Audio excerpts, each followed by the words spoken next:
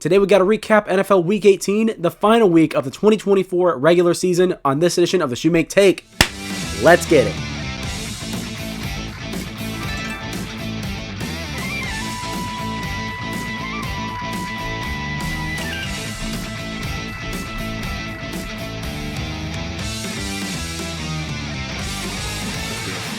All right, and welcome in everybody. Hope you're having a fantastic, fantabulous, awesome freaking day.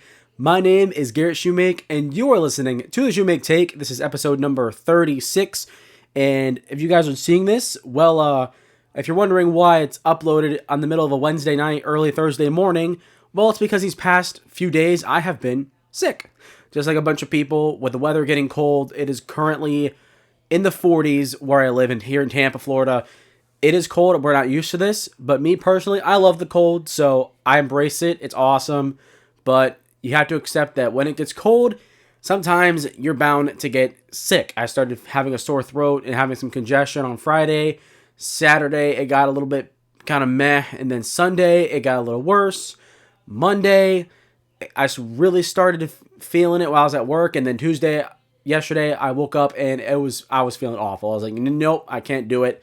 And so I went into work only for a little bit, couldn't do it, went back home, and then this morning I went into work to do a couple things that only I can do, and then went back home, and well, here I am, I'm recording. And before we do that, we have a little bit of housekeeping.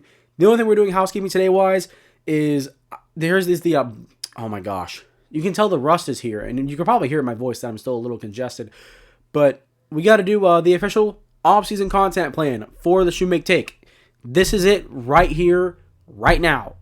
For those of you that are listening for this episode, here's what it is. If you're not listening to this episode, you will see it soon enough. But the first order of business for the offseason content plan is predictions versus reality. I've talked about it. I've teased it a little bit over these past couple of episodes. As the Super Bowl comes to a close, maybe I'll start doing it here as the playoffs continue to roll around. If I get to it on time. Right now I'm currently writing scripts for every team that is currently out of the playoff race.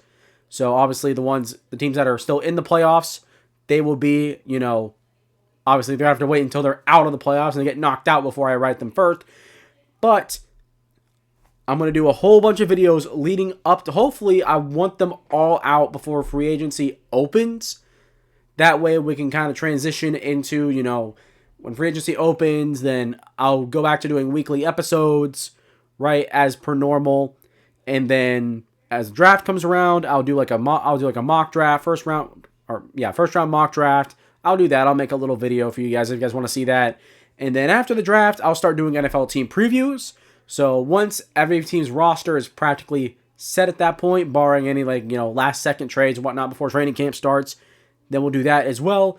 And then along with that, I'll revive social media and start uploading to social media regularly again. I'm just going to do it one step at a time, maybe like 1 week or make a couple weeks and implement one social media platform, then implement another, and just do it slowly. And so instead of doing it all at once and making it overwhelming.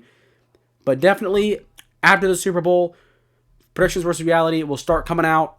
Maybe sooner if the scripts get done sooner and I can start recording them and getting them out. I plan on them being probably only like 20-30 minutes at most. I don't intend on them being very long because, simply put, doing it for 32 teams and trying to go super insanely in depth is going to be a little bit of a challenge. And it's going to take a lot of time that I, quite frankly, if I'm being honest, I don't have. I wish I did, but unfortunately, I work. I got bills to pay, right? So that's what I got to do. But I still want to do it because I enjoy talking about every team. Obviously, I enjoy doing this because I do this stuff every week. So as just for my own thing, and I hope you guys want to hear it from me too, I'm going to do that. Predictions versus reality. It's going to be really fun to look back on which teams I got right, which teams I got wrong, and some teams where they kind of landed just where I thought they'd be, like the Colts and the Dolphins. I've been working on those today, so that was pretty interesting looking back on those in retrospect. But then other than that, I'm going to be recording this episode that you guys are listening to right now, and immediately right after this one, I don't even think I'm going to stop the recording. I'm going to record my official wild card round predictions. This is going to be a good video. I'm going to make it separate. I'm going to record it all at one go, but I'm going to make it separate. So immediately when you guys are done watching this video, go ahead and go check that out because if you want to hear me really get into analytical stuff for a game, this is it. Like, if you really want to hear me nerd out talking about football, this is going to be it, because there's very fewer games. The games have more impact. There's a little bit more. It's a little bit easier to talk about keys to the game. It's a little bit easier when you're not having to preview and recap 16 teams a week or 32 teams in 16 games a week. It's not as busy. So it's going to be it's going to be a really good video. I'm really excited to talk about it, because for putting the script for it together today was really fun. So, like I said, when you're done watching this video, immediately go click on it and watch it. It's going to be really good. Guys, I promise. It's going to be fun. Enjoy it. But for now, let's actually recap NFL Week 18 and end it with a bang. Our first game, though, on Saturday was not a bang. It was a stinker. The Ravens defeating the Cleveland Browns 35-10. Ravens clinching the 3rd seed in the AFC, winning in dominant fashion, while Cleveland finishes with the 2nd overall pick in the 2025 NFL Draft. Going into the game specifically, Derrick Henry dominated, 20 carries, 138 yards, 2 touchdowns, only had 8 rushing yards in the first half. Absolutely took over this football game. And this game alone is what he's been all year. He's the first player in NFL history to run for 1,900 yards in 2 separate seasons. And then he tied or broke the Ravens franchise record for rushing touchdowns in a single season with 16.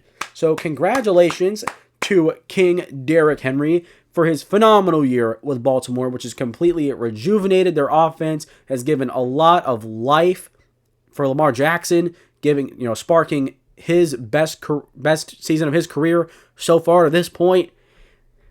And going into Lamar Jackson, we'll just continue on there. He was 16-32, 217 yards, had 2 passing touchdowns, and added 63 yards on the ground. Not his best game, only 50% completion percentage, but it doesn't really matter when Derrick Henry is running rampant, especially considering 130 of those 138 yards came in the second half. So that counts for something. He was overall fine. It was a clean game, no turnovers, so that's always fine and dandy. Rashad Bateman had 76 yards and a touchdown. It's good to see him early in the final second half of the year. He's having a couple more games together where they've been pretty good. So he's been productive. So that's nice to see. Mark Andrews, 4 catches, 54 yards, and a touchdown. Mark Andrews had a really great second half of the year, guys. He only had a small handful of touchdowns in the first half of the year. And then in the second half of the year, he's had 11 touchdowns. And I know a lot of people in the offseason, because he had a down year last year in 2023, people were like, is Mark Andrews washed? What's happened to him? And then the narratives continued going into this year. And then in the second half, and especially in the red zone, he has been dominant. He really returned to like 2019, 2020 form? Not 100% of that, but he's still a very good tight end. He's still a arguably top 5 tight end in the AFC, top 10 tight end in the NFL, arguably. There's no doubt about that. But really happy that he's had a good second half of the year, and they're going to need that come playoff time. And also, while during the year, Zay Flowers has been the only consistent threat downfield for them, which, by the way, Zay Flowers only had like 1 catch in this game. I don't know if he got rested or if he got hurt. I have no idea. I don't think he got hurt, but I guess he got rested, and they just decided to take it easy for him. I'm not entirely sure, but it's my knowledge he is going to be ready for the playoffs when they face the Steelers. And then defensively, you played great. Best part, Michael Pierce, the big 355-pound defensive lineman, maybe heavier than that. He looked heavier than that, big boy. Got the interception. By the way, it wasn't just like he tipped it to himself or nothing. It was not a typical big man interception. Not only did this dude drop back into coverage, he read I don't know if it was the running back, like running like a quick little out route. I don't know what it was, but he read the quarterback's eyes, stepped in front of it, and picked it off like he was a corner or a linebacker. Like, that's a defensive tackle doing that type of thing, and he got it. And then he kneeled down, and of course, everyone was going crazy on social media because he immediately took it and kneeled down instead of running, and people were like, he ain't trying to blow his knees out. People were making fun of him online. It was fun. It was awesome. But hey, you gotta love when the big boys make plays, whether it's the defensive line, get an interception, or if you guys remember a couple of years ago when Garrett Bradbury, the center in Minnesota, he had caught a tipped pass and ran for a first down. Ravens offensive lineman did that. Maybe, was it last year or the year before that? Coincidentally. So like, it's really cool because those guys don't touch the football. Obviously, remember, like, defensive linemen lining up. Like, if you guys remember, any of you guys listeners out here remember the Fridge, William Perry, and his touchdown in the Super Bowl 20 against the Patriots. And then about 7-8 years ago, maybe even 10 years ago at this point, when was the last time? You guys remember Dontari Poe, the defensive tackle for Kansas City? Before Chris Jones, there was Dontari Poe, and he had a touchdown pass in a game one time. It was on prime time on Sunday Night Football. I can't remember who it was against and what year it was, but I feel like I have a bad feeling that it was like 2014 or something. I'm going to look at it and I'm going to feel really old. So for my own sake, I'm not going to look at it. If you guys want to let me know in the comments, go right ahead. But we got to love big man plays. You got to love it. They don't happen often, but they're awesome. Oh my God. A couple years ago, or a year or two ago, remember them on Monday Night Football? Or was it Monday Night Football? Right? Yeah, Monday Night Football, when the Dolphins offensive lineman picked it up and like got flipped over as he dove and it didn't count because he was an eligible player to get the ball. That was awesome. You gotta love it, man. I love big man plays. They're so rare, but they're so much fun, man. And for I will say though, going back to the defense as a whole, they got 3 fourth down stops, held the Browns to 7-14 on third down, and they did have 10 penalties for 83 yards, which is not good because the past couple of weeks to close the year, they had been doing really good at mitigating them. So seeing it happen here was a little bit, You didn't like to see that, but I don't think it's going to bother them any much come playoff time. They had the number 3 seed practically clinched at this point, so the game didn't matter too much, but still, you'd rather not see that happen. But now the Ravens are in playoff mode, and the big question surrounding the Ravens is, can this be Lamar's year? And my answer for that is, probably. This is the best Raven. Is it the best Ravens team? This is definitely obviously, it's Lamar Jackson's best year ever. But is it Lamar? But this isn't the best Ravens team since the MVP year in 2019 when he was in his second year. Maybe. I don't remember how good that defense was. Obviously, it was really, really good. But I know last year, their defense was phenomenal. This year, their defense has taken a step back. The secondary hasn't been that great, but they've gotten better as the second half of the year as it's gone on. They've improved there. But while the defense hasn't been as good as in years past, definitely, like, Lamar, as good as he's been, he definitely puts it up there because of how good he's been. I mean, there's a reason why. I mean, he's an MVP candidate and could win MVP in back-to-back years, and winning his third in the span of 7 years, 7-8 years, which is nuts. It's absolutely nuts. But can this be Lamar's year to finally answer the question instead of beating around the bush? I think he can. I don't think he will, but definitely, like, this team looks like they could be in the AFC Championship. I fully believe that. If you gave me the 3 best teams with the 3 best odds to make it there, number 1's obviously Kansas City. It's them until it isn't. They've been in the AFC Championship literally every year Patrick Mahomes has been in the NFL as a starter since 2018. And then it's Buffalo and then the Ravens. That's it. Like, those 3 teams, and I don't really think any other team in the AFC is going to make a run. But, I guess they could. I don't know. It's the playoffs, right? But Lamar, I mean, this is definitely, like, one of the best chances he's going to have. So Lamar should take advantage of this opportunity. I expect Baltimore to be back in the AFC Championship. If I had to bet right now, it's going to be Kansas City versus Buffalo or Baltimore. It's going to be one of those. It's going to be one of those two going against Kansas City in the AFC Championship. Like I said, it's Kansas City till it isn't. Although if there is any year for it to not be the Chiefs, it would be this one. Especially after they lost 38-0 against the Broncos. Granted, they were playing all backups, but still. We'll talk about that later on. But the Ravens are in playoff mode, and definitely they're looking to make a deep run this January. And finally getting to the Browns here, we'll talk about them real quick because there's not much of notability here, other than Bailey Zappi starting here. He had 2 interceptions, did throw a touchdown, which is nice. But the big takeaway here is that Bailey Zappi is the exactamundo 40th, I repeat, 40th starting quarterback for the Cleveland Browns since coming back into the league in 1999. I know that Browns fans are going to roll their eyes because I get it. I mean, 40 different starting quarterbacks in 25 years is bad. That is really, really bad. Because you think about it, most organizations probably at most have 10. Because you have your franchise quarterbacks and you have like the backups that come in occasionally from time to time. Like, and you think about like the Packers. Like the Packers, they've had Favre, Rodgers, Love. They've had like, I know Brett Huntley started one game. Scott Tolzien started one game. I think it was a Thanksgiving game where he popped off against the Colts and had like 3 rushing touchdowns, something like that, if I remember correctly.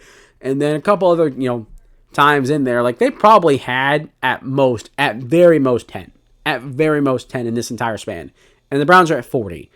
But other than that, for the Browns, going back to this game, Jerod had 63 yards. He had a good game. Continues to play well in the second half of the year. Closes out strong. Happy that he seems to have found a home in Cleveland. And that's something that Cleveland actually traded for a guy, and they got something out of him. Most times when Cleveland trades for somebody, especially wide receivers, if Odell Beckham Jr.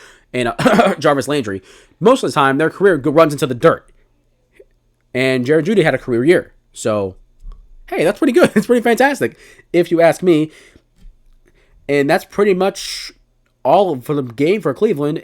And I mentioned it at the beginning of this recap. Cleveland now has the 2nd overall pick, and who do you go with? Because I'll talk more about it in predictions versus reality when that video comes out.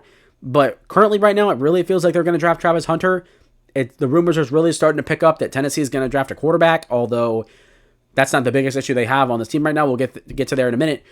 But probably Travis Hunter, but they definitely need quarterback competition because they said they're going to they did restructure Deshaun Watson's contract, and they're like, oh, we're going to bring him back for 2025, and it's like, oh my gosh, are we really going to do this again? Are we really going to go through another year of Deshaun Watson at quarterback for Cleveland? At this point, you just got to just eat the money. Just eat the money and call it a day because you got to reset that position because I don't think Deshaun Watson's going to do anything for you at this point. It's been bad or injured. That's literally all it's been. So we'll talk more about it in predictions versus reality, but that is the recap for this first game. The second Saturday game on prime time, the Bengals beating the Steelers 19-17. Bengals finishing with 5 straight wins, although they did not make the playoffs, unfortunately. But for Pittsburgh, I'm out. I am out on the Steelers. But we'll start with Cincinnati first. I want to start with them first. Joe Burrow, 277 yards, had a touchdown, had the interception. Not great. The interception wasn't great, but not his best day, but it did lead to a win. So that's ultimately what matters. And a freak, man, I can't talk. But he finishes as the NFL's passing leader for this year, finishing like 4,900 yards. Congratulations to him. What a year that he's had despite all the bad things that have been around him. And then Jamar Chase, he had 10 catches, 96 yards, and a touchdown. He was fantastic in this game. Finishes with a triple crown. This man is going to get buku bucks in the offseason. He is going to get buku bucks. He already mentioned how he wants to destroy Justin Jefferson's contract.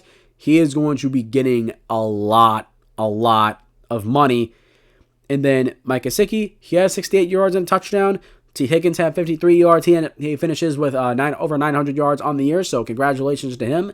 After missing plenty of games earlier on in the year from injury, come back and played really, really well for them. The run game for Cincinnati was not great, but it was enough for them to sustain some drives and hold the ball much longer than Pittsburgh was able to.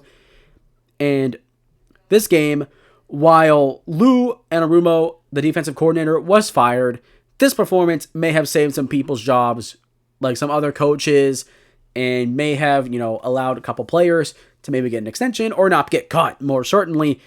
Here's the thing. Trey Hendrickson, 3.5 sacks, finishes as the NFL sacks leader this year with 17.5. Congratulations to you, Mr. Hendrickson. And in this game, they completely eliminated the run game. Utterly, almost completely. And then George Pickens literally finished with 1 catch for 0 yards. Yes, he had 3 drops, but did he catch them? No, he didn't. He was eliminated from this game. And it sucks because, speaking of elimination, like I said, the Bengals are out of the playoffs. And while this performance kind of reassured, maybe not this performance particularly from Cincinnati, is the fact that the Broncos had such a dominant performance against Kansas City.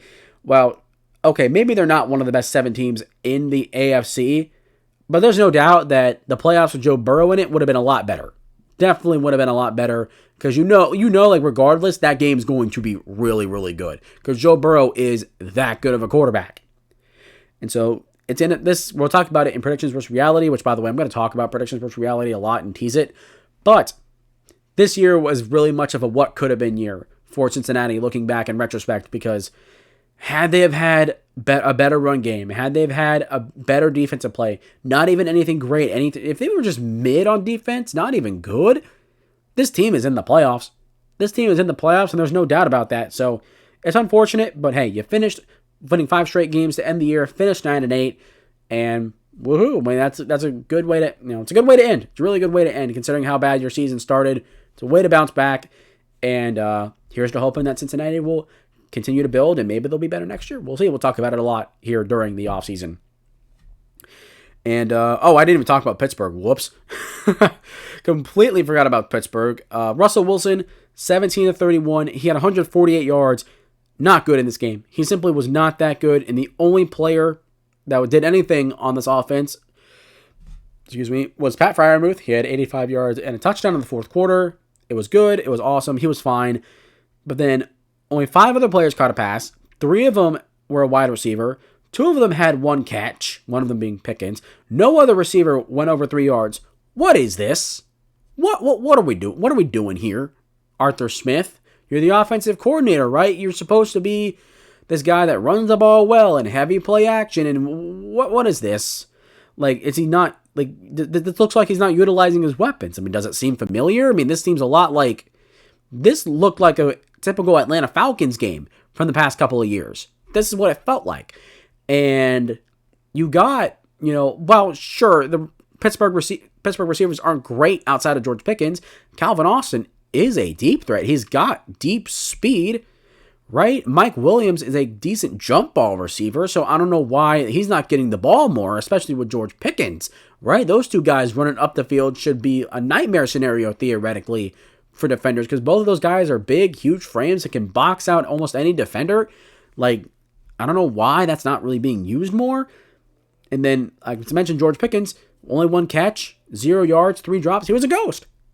In the biggest game for Pittsburgh, arguably, because they're going up against a hot Bengals team and they've lost 3 straight, he fell flat. This whole offense fell flat. And then you stop the run, stop Pickens, and it falls apart. It completely fell apart again. They're not built to pass down the field if the run game is stuffed. And that is not a sustainable way to run your offense. It's simply not. If you're that dedicated to the run, it's not going to work out. Teams like the Eagles, teams like the Ravens, they're both really good in running the football, and they're run-based football teams. But they have receivers and quarterbacks that can chuck it down the field and elevate. If they need to throw down the field, they can. They most certainly can. They have weapons. Pittsburgh doesn't. They simply don't. Pat Freiermuth, he's good. George Pickens, he's good, but he was eliminated out of this game, and there's no one else that can step up for them. And that's very unfortunate because, well, I mean, look what happened. Look what happened. They stopped the run game, and everything literally went to crap. And then defensively, they had a decent game. They were playing pretty bad in the first 3 games they lost, but this one they kind of bounced back a bit. They got an interception. They forced a fumble, 4th down stop. Obviously, they stopped George Pickens. Oh, wait, never mind. Correction. That's my bad. But no, either way, pick, forced fumble, got a 4th down stop, held the Bengals to 5-13 on 3rd down. But when your offense can't run the ball well and sustain drives, it makes it that much harder for you to do your job and win. That's what happened. And this team needed momentum going into the playoffs. They were on a 3-game skid. They lost 4, fell flat. And for Pittsburgh fans, you can't even be happy about it. How can you be happy that you're in the playoffs? Because you got there, and then once they got there, the team just decided they were going to leave. The team decided they were just going to stay in bed the rest of the year, in all of December. So it feels like it's the same thing every year. Pittsburgh, they either miss the playoffs with a finish with a winning record, or they go into the playoffs and lose in the wild card round. And I mentioned it last week. At this point, Even if Pittsburgh wins, okay, then maybe people don't have that discussion, but Pittsburgh's going to go into Baltimore next week, and I have them losing this game, and if that remains true, then we're going to be talking about if Mike Tomlin should be fired. It's going to be that same conversation again, year after year after year. It feels like forever at this point. And for Pittsburgh, they can't have that. You cannot keep having this conversation over and over again. Eventually, something's going to give. And golly, if Pittsburgh gets blown out against Baltimore in the wild card round, something drastic might happen. And we might actually see something that truly shakes up the league that we haven't seen in a very long time. Moving on, though, to the best game and what ended up being the best game of the week, the Panthers defeating the Atlanta Falcons 44-38 in overtime. Panthers finished the year in terrific fashion, and Atlanta goes out in a whimper. They get what they deserve. Starting with the Panthers, though. Bryce Young probably had his best game of the year. 25-34, 251 yards, 3 passing touchdowns, 2 rushing touchdowns. 5 total touchdowns for Bryce Young. He is here, guys. Bryce Young is here, and he is looking like the first overall pick from 2023. He looks like it. He's here. He's playing fantastic. And golly, how can you not be happy? How can you not be happy with what the Carolina Panthers are right now? This team feels a lot like the 2019 Miami Dolphins team.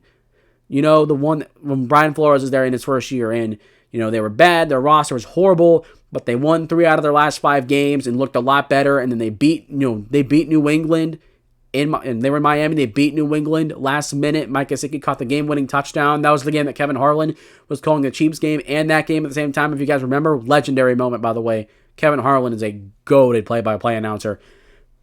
But anyways, going back to the game, it was fantastic. And then running the game, Chuba Hubbard was out of this game. He was hurt. And without him, they had 140 yards rushing as a team. So they were able to get a lot of run production. Miles Sanders, he had 66 yards and a touchdown and 50 yards and a receiving touchdown. Forgot about this guy, honestly. He went to Carolina to kind of be, as a weapon for Bryce Young, and then fell off a cliff. And this is the first game in his entire tenure where he's done something, but he stepped up in this game and played well, which is fun. That's awesome. And then Raheem Blackshear had 4 carries, 47 yards. I think he got called up from the practice squad. Good guy. Played well. And then Jalen Coker had 62 yards. Has shown talent in the second half of the year. And it's crazy because now that the quarterback play has improved, other players in the receiving game have improved. And Jalen Coker is one of these guys, a rookie out of Holy Cross, undrafted free agent. Happy that he's doing well. And other than that, Adam Thielen had 44 yards, continues to be a solid security blanket for Bryce Young, and that's what he was. Solid security blanket, good chain mover, really reliable veteran receiver, and they need a couple more weapons. I'm telling you, at this point, they just need a couple more weapons. I would probably get another running back to complement Chuba Hubbard, and then I would get one more receiver. Apparently, on social media, someone posted about how good Bryce Young actually is, and then Garrett Wilson, the receiver for the Jets, gave him praise, and now there's rumors that Garrett Wilson could be traded to the Carolina Panthers, which, if that's possible, do that. Do that, Carolina. Please, that would be so much fun. That would be so cool to see. But, either way, this game was great. It was a great game because it was back and forth. It was fun to watch. Defense obviously did not have their best day, but they got a 4th down stop. They picked off Michael Penix one time, and that's what did the trick. There was also a missed field goal as well, which also helped. So while their defense did not have the best game overall, the Falcons defense didn't either. But what the Falcons defense didn't do was get turnovers. So that was the breaking point for the game, and that's what gave the Panthers the win to end their year on a very, very high note. And for Atlanta, let me go back. Let me finish this with Carolina. My apologies. Sorry, I'm scratching my nose. It itches. But one thing that you can feel in Carolina now is hope. There is hope. You have the 8th overall pick in the draft now, so you can draft. I'm looking at Abdul Carter. I'm looking at Mason Graham. I'm looking at one of these top edge prospects where they need help, and they can probably get that now. So not only do they end the year on a high note, they finish with a high enough draft pick to get a franchise-changing player on defense, which they've lacked since Brian Burns left. But now they have that opportunity. We'll talk more about it in predictions versus reality. But the entire narrative of this offseason for Carolina is going to be hope. Now getting into Atlanta. Michael Penix, 21-38, 312 yards, 2 passing touchdowns, ran for a touchdown too. Ran it diving for the left pylon. It was pretty cool. The interception, not his fault. It was a drop by Ray McLeod. He had it in his hands and it popped out last second. But out of the 3 games Michael Penix started, this was his best game. I thought he played really well. And you got to see more of the mechanics. You got to see balls getting thrown out on time. Beautiful throws. The 2 touchdowns. One of the throws was onto the left sideline in the left corner of the end zone. Absolutely fantastic throw. And that's the stuff we saw when he was at Washington. That's the stuff we saw all year from him over there. And, seeing him translate it into the NFL so quickly, very encouraging, considering, how I feel about this situation. To see him do well, that's very encouraging. And it's a little reassuring because I've talked about the Falcons. I've talked about how bad it is. We'll talk about, why they got what they deserved in a minute. If you guys haven't watched my previous videos on the Atlanta Falcons, me talking about them, then I'll remind you guys, or I'll tell you what's going on. But going into this game, Drake London had 10 catches, 187 yards, 2 touchdowns, career game for Drake London. Love this guy. He's been everything that the Falcons have wanted him to be since coming out of college at USC. There's a reason why he was considered the best wide receiver prospect. He was the first receiver off the board, and he has probably been the best receiver in this draft class. Straight up. He's been better than Garrett Wilson. He's been better than Chris Olave. He's been better than Treylon Burks. He's been better than... Was there another receiver that went in that first round? I'm pretty sure there is somewhere. Right? There is probably someone I'm missing. I apologize. But Drake London's been great. He's been absolutely fantastic for them. Went over 1,000 yards this year. Raymond McLeod, as I mentioned, yeah, he had dropped the ball, resulted in an interception, but he's had 66 yards. He's been a really nice surprise for them. Veteran guy, been around the league for a while, and he's been a really good weapon for them coming out of the slot. Been really, really productive. And, of course, Darnell Mooney playing well. I don't think he played in this game, but I can't remember if he did or not. But overall, he's had a great year in his own right. And then Bijan Robinson, he had 28 carries, 170 yards, 2 touchdowns. Looks like a superstar, has really broke out this year. And then Tyler Algier had 9 carries, 52 yards, very productive, backing up Bijan. Defensively, though, this is where we're going to get into the negative.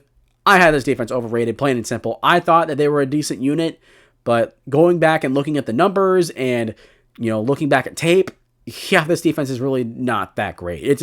At best, it's a very mid unit, and this game reflected that. They were below average in a lot of categories, and then I'm looking back at some of the scores, too, from their games where they've lost, especially, and yikes, this offense,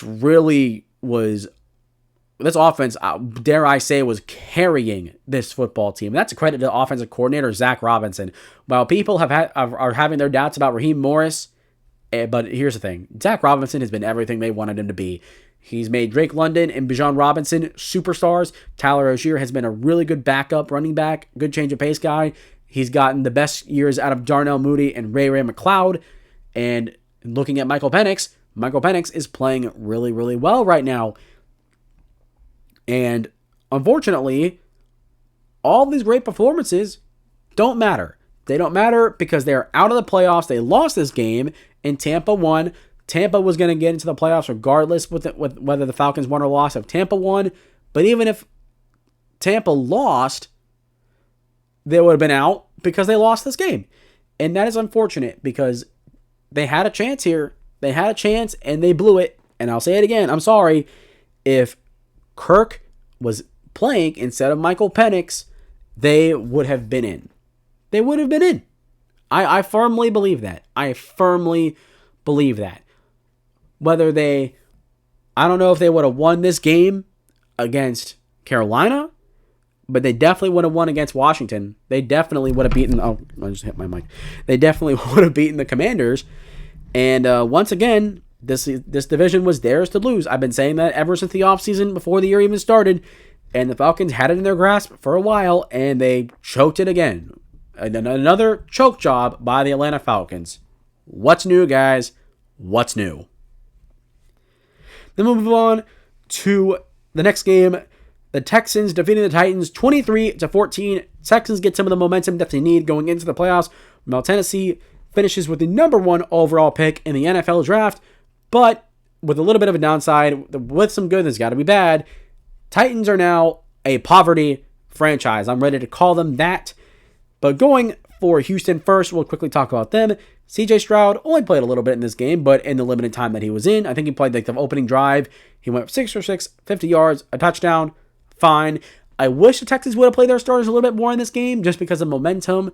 But considering that how well they played in that opener, okay, fine. I kind of felt, they're the number 4 seed. They're already locked up. You're going up against a divisional rival, so it's already a little bit going to be chippy. You don't want to risk an injury. That's fine. And considering it was confirmed that they were going up against the LA Chargers, you need to be as healthy as you can be for this game. Momentum or not, you need to be as healthy as you can because the Chargers are going to be one heck of an opponent to go up against. And then Dameon Pierce, 19 carries, had 176 yards and a touchdown. The touchdown was from 92 yards. Beautiful. I love Dameon Pierce. I wish he would have developed into the running back one that people thought he would be, but I'm hoping that he can still develop and be a good backup running back. While he kind of split carries with Devin Singletary last year, and then this year he kind of split carries being a backup to Cam Akers. When Cam Akers left, he got a little bit more carries, and then of course Dare Obungalale. I can't remember how it was last name is pronounced. Oh my god, but yeah, Dare Obungalale. I think. Something like that. You guys know who I'm talking about. But he's been splitting carries with them in the backup. But this game he got the start because Joe Mixon didn't play. Or no. Joe Mixon played. He played in the opening drive. Excuse me. But when Dameon Pierce went in after Mixon went out, he took over. He took over this game. Played great. And then Nico Collins had 5 catches, 38 yards, 1 touchdown, and then. After that, the rest of the backups came in. They finished out the game. They played okay. It was a very gritty game, but it worked out. They won. And then defensively, they played great. They needed this momentum considering the stinkers that they've had in this later few games of the year. And they had a fumble force recovered for a touchdown by Derek Barnett. That was really good to see. And that's pretty much it. I mean, this is, like I said, this is kind of what they needed. I wish they would have played more for this game.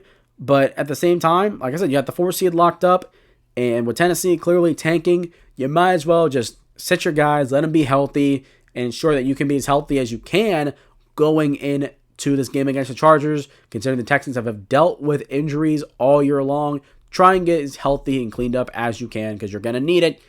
And then going into Tennessee, like I said, it was obvious that they were tanking. When you're playing Will Levis and Mason Rudolph at the same time, it's obvious you're trying to tank. I mean, and also they sat a bunch of players too. It was obvious. It was clear and obvious. Players and coaches will never try to actually lose a game and tank.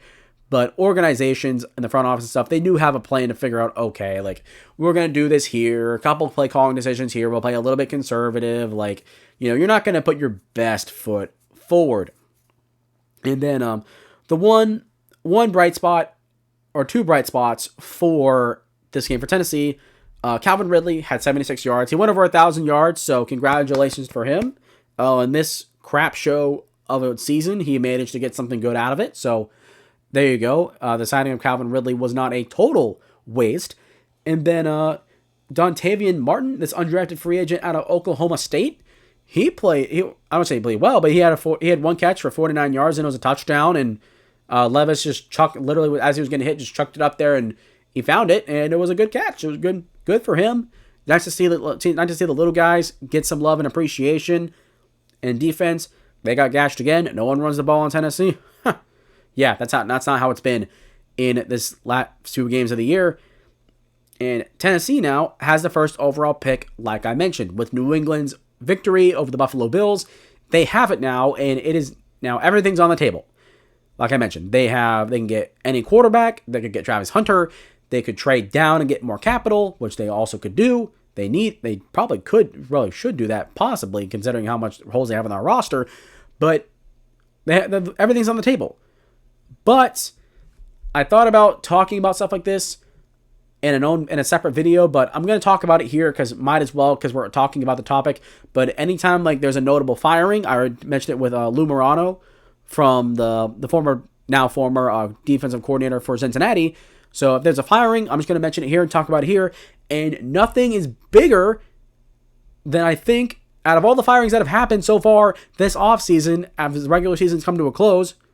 No, not offseason, but as the regular season has closed, Ran Carthon, the general manager of the Tennessee Titans, has been fired.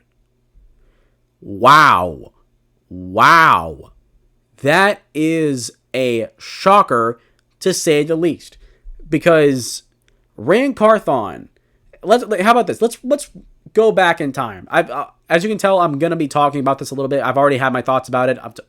And thinking about how I'm going to talk about it, and here we go. Let's do it. 2022 draft night, Las Vegas. AJ Brown gets traded to Philadelphia Eagles. A few weeks before, Mike Vrabel went on a podcast and said that AJ Brown would not be traded as long as he's the head coach. A few weeks later, AJ Brown gets traded. Tennessee trades up, gets Treylon Burks, and Treylon Burks has been a nothing burger ever since. But that's not what we're talking about.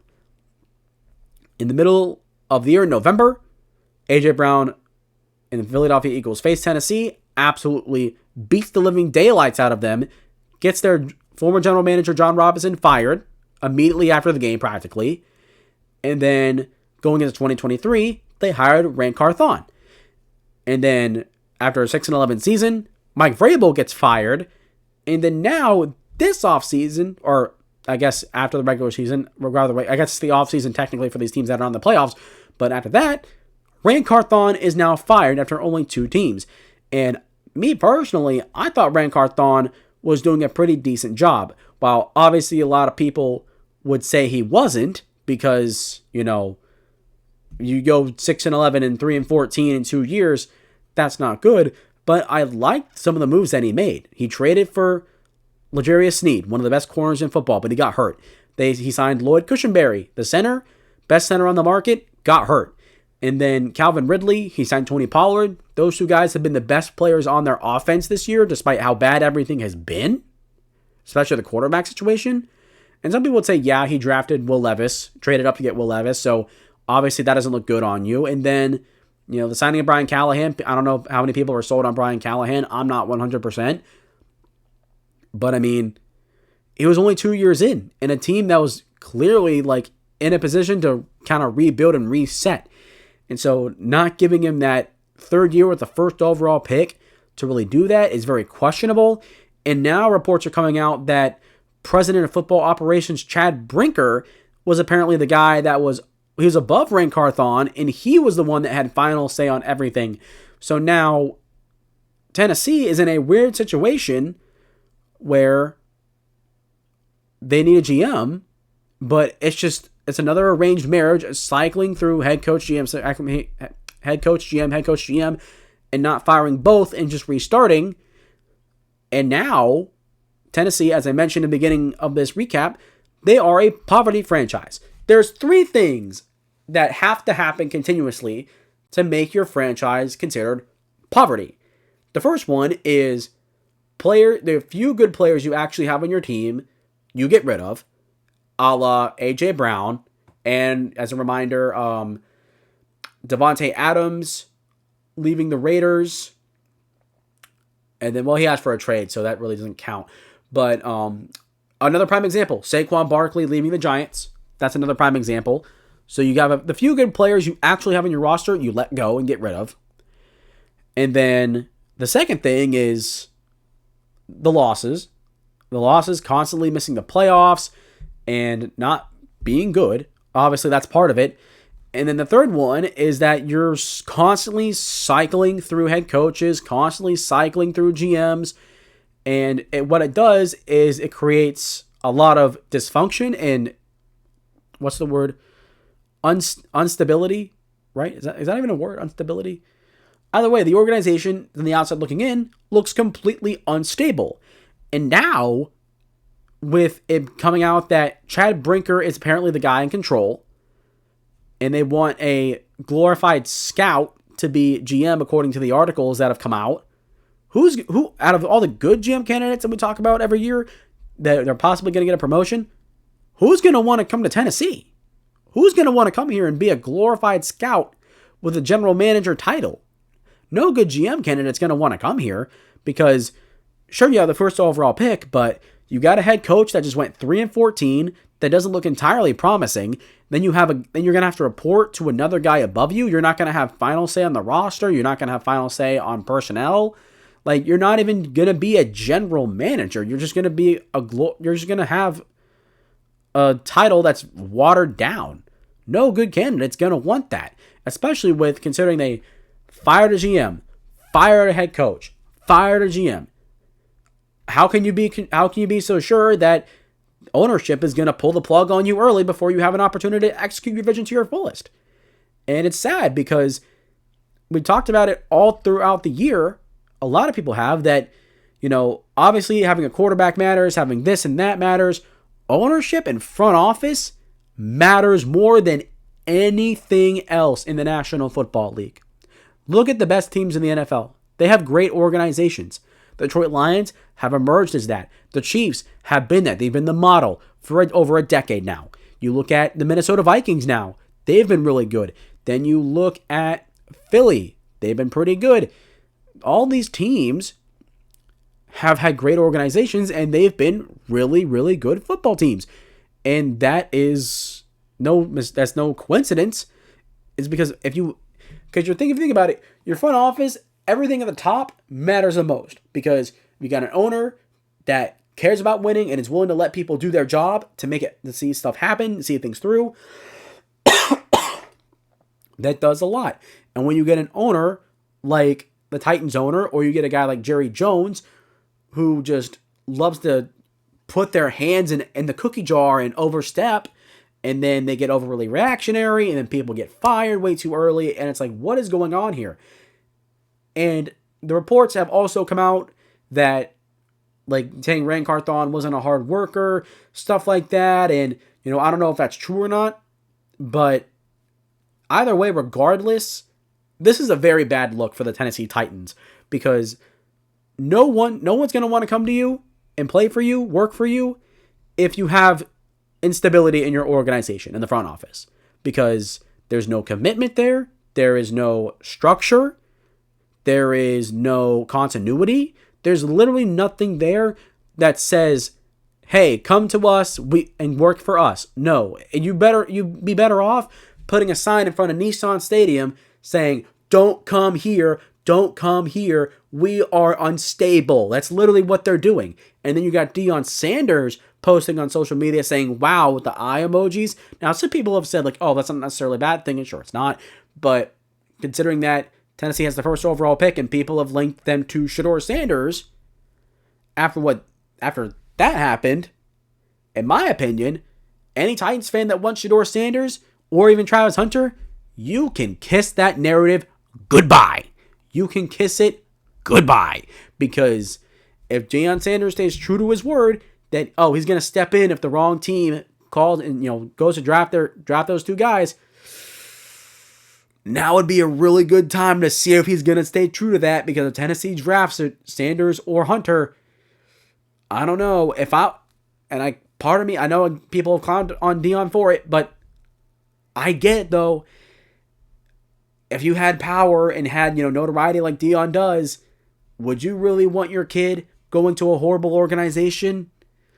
Not really. I mean, and any parents out there, would you want your kid to go work for a job and work for a company that's not good and very well known at this point to not be good and not, care about you and, not care about you, but you're not going into a place that's going to set you up to succeed?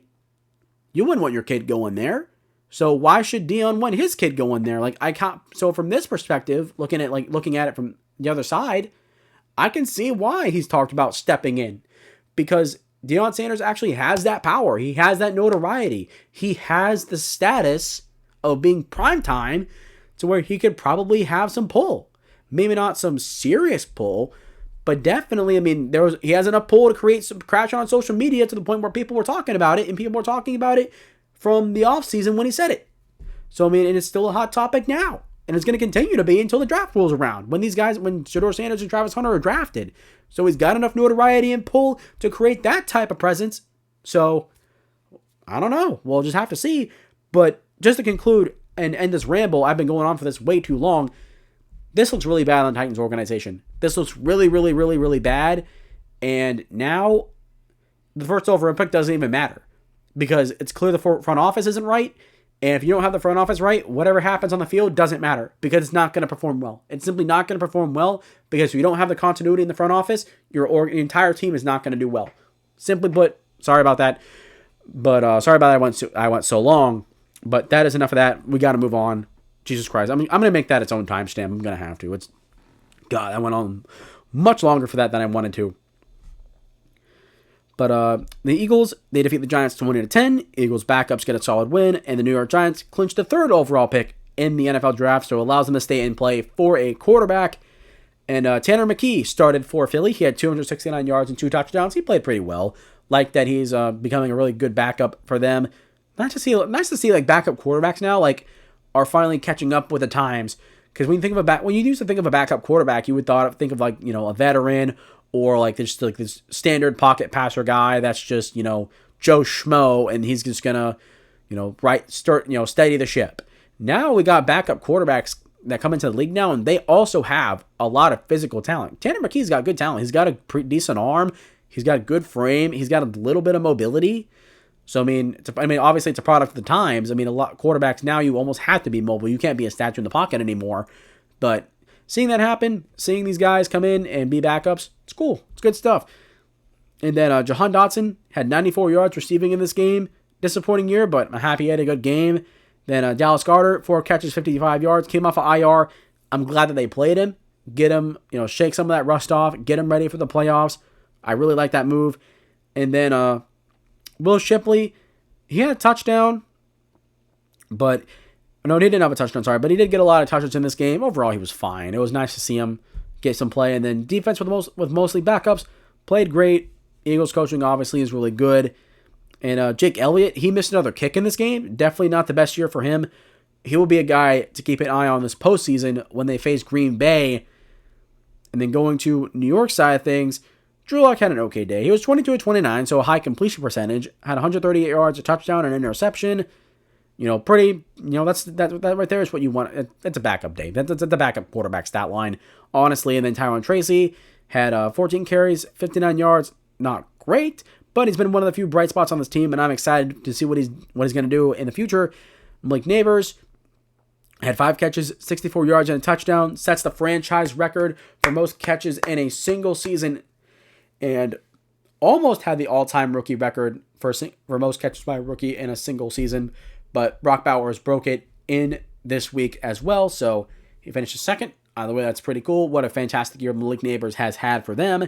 And then Wan'Dale Robinson, 10 catches, 43 yards. This past few games, he's played a lot better compared to the beginning of the year. Hopefully he can continue to develop. He does have plenty of talent, good deep speed, shifty. So here's the hoping that can continue to progress because the Giants desperately need that. And then defense just kind of played meh. They had a couple moments, but that's pretty much kind of it. They just weren't great, weren't bad, but it's just a meh performance. And the Giants, they're going to keep Brian Daboll at head coach and GM Joe Schoen. And no. And I'm sorry, Giants fans, but your team is going to be bad again next year. It's going to be bad next year. As long as Joe Schoen is your GM, your team is going to be bad. He is an awful GM. Terrible. Absolutely terrible. Has whiffed on draft pick after draft pick, and the ones that he've actually hit on, really, I would say hit on, really haven't done all that well. They haven't lived up to expectations. And so they do have the third pick, so they'll figure out what's going to happen at quarterback. We'll talk more about it in predictions versus reality. But for right now, the fact that they're keeping Daboll and Joe Schoen, I don't know about that. Daboll, probably you just need to fire him and move on too. I personally wouldn't, but you don't fire a GM and keep a head coach. Organizations don't do that. It's weird. It doesn't make any sense, and there's no continuity there. It's weird. It's like when you draft a quarterback and you fire a coach. It's like, why would you draft a quarterback and then fire their head coach? Like there's no continuity there. It doesn't make any sense. That's why I was so frustrated that Tennessee just did that. But we're not going to talk more about that. We already went way too long talking about GMs getting fired and all that mumbo jumbo. But moving on to the Colts and Jaguars. Colts winning 26-23 in overtime. Colts finishing the year exactly where I thought they would be. And Jacksonville's horrible year comes to a close. Mac Jones had 225 yards, a touchdown, and an interception. And Tank Bigsby and Travis Etienne only had 30 yards each. They're not good. They haven't been very good all year. Brian Thomas Jr. had 7 catches, 103 yards. He leads all rookies in receiving yards. He was third in the league in receiving yards in totality, which is fantastic. Good for him. And then this defense collapsed at the end, but what's really new? The most notable thing was Brian Thomas Jr. playing well. And now they hold the 5th overall pick in the draft, which is good. But Doug Peterson has been fired. He has been canned. He is out as Jacksonville Jaguars head coach. And while most people said that he was going to be out, it still feels unfortunate because now you have to get another offensive head coach in here to work with Trevor Lawrence. It'll be his 3rd head coach in 4 years. And it goes to show, that instability, that poverty franchise that Jacksonville has been. Constantly getting rid of good players, cycling through head coaches and general managers like it's, just cycling through it like you're passing around food at a Thanksgiving table. And then, what was the third thing? Oh, God dang it. Perpetually bad, getting rid of players. Well, they really haven't got rid of any players that have been good. I mean, sure, they got rid of Jalen Ramsey a little bit ago, and then A.J. Bouye left, and then A.J. Bouye fell off a cliff after he left Jacksonville. But either way, bad record, cycling through head coaches like it's nothing. Just not good. It's simply not good, but it was a move that needed to be made. If we're being entirely honest, I mean, would you really feel confident going into next year with Doug Peterson as the head coach? I don't know. I mean, feels like that Super Bowl win he got all those years ago feels like a fever dream. It feels like it was a fluke at this point, but he did win the Super Bowl, so that's something we can't take away from him. But it's clear that Jacksonville wants to go in a new direction. They are keeping their GM, which I thought was a little bit questionable, considering that he's the guy that's responsible for the roster as bad as it's been. But we'll just have to see. We'll talk more about it in predictions versus reality. Joe Flacco started in this game for the Colts. He was 23 of 40, 264 yards, and a touchdown. Jonathan Taylor had 34 carries, 177 yards, and a touchdown. He's played great all year. Josh Downs had 94 yards. Michael Pittman had 72 yards and a touchdown. Alec Pierce had 57 yards, had a long touchdown.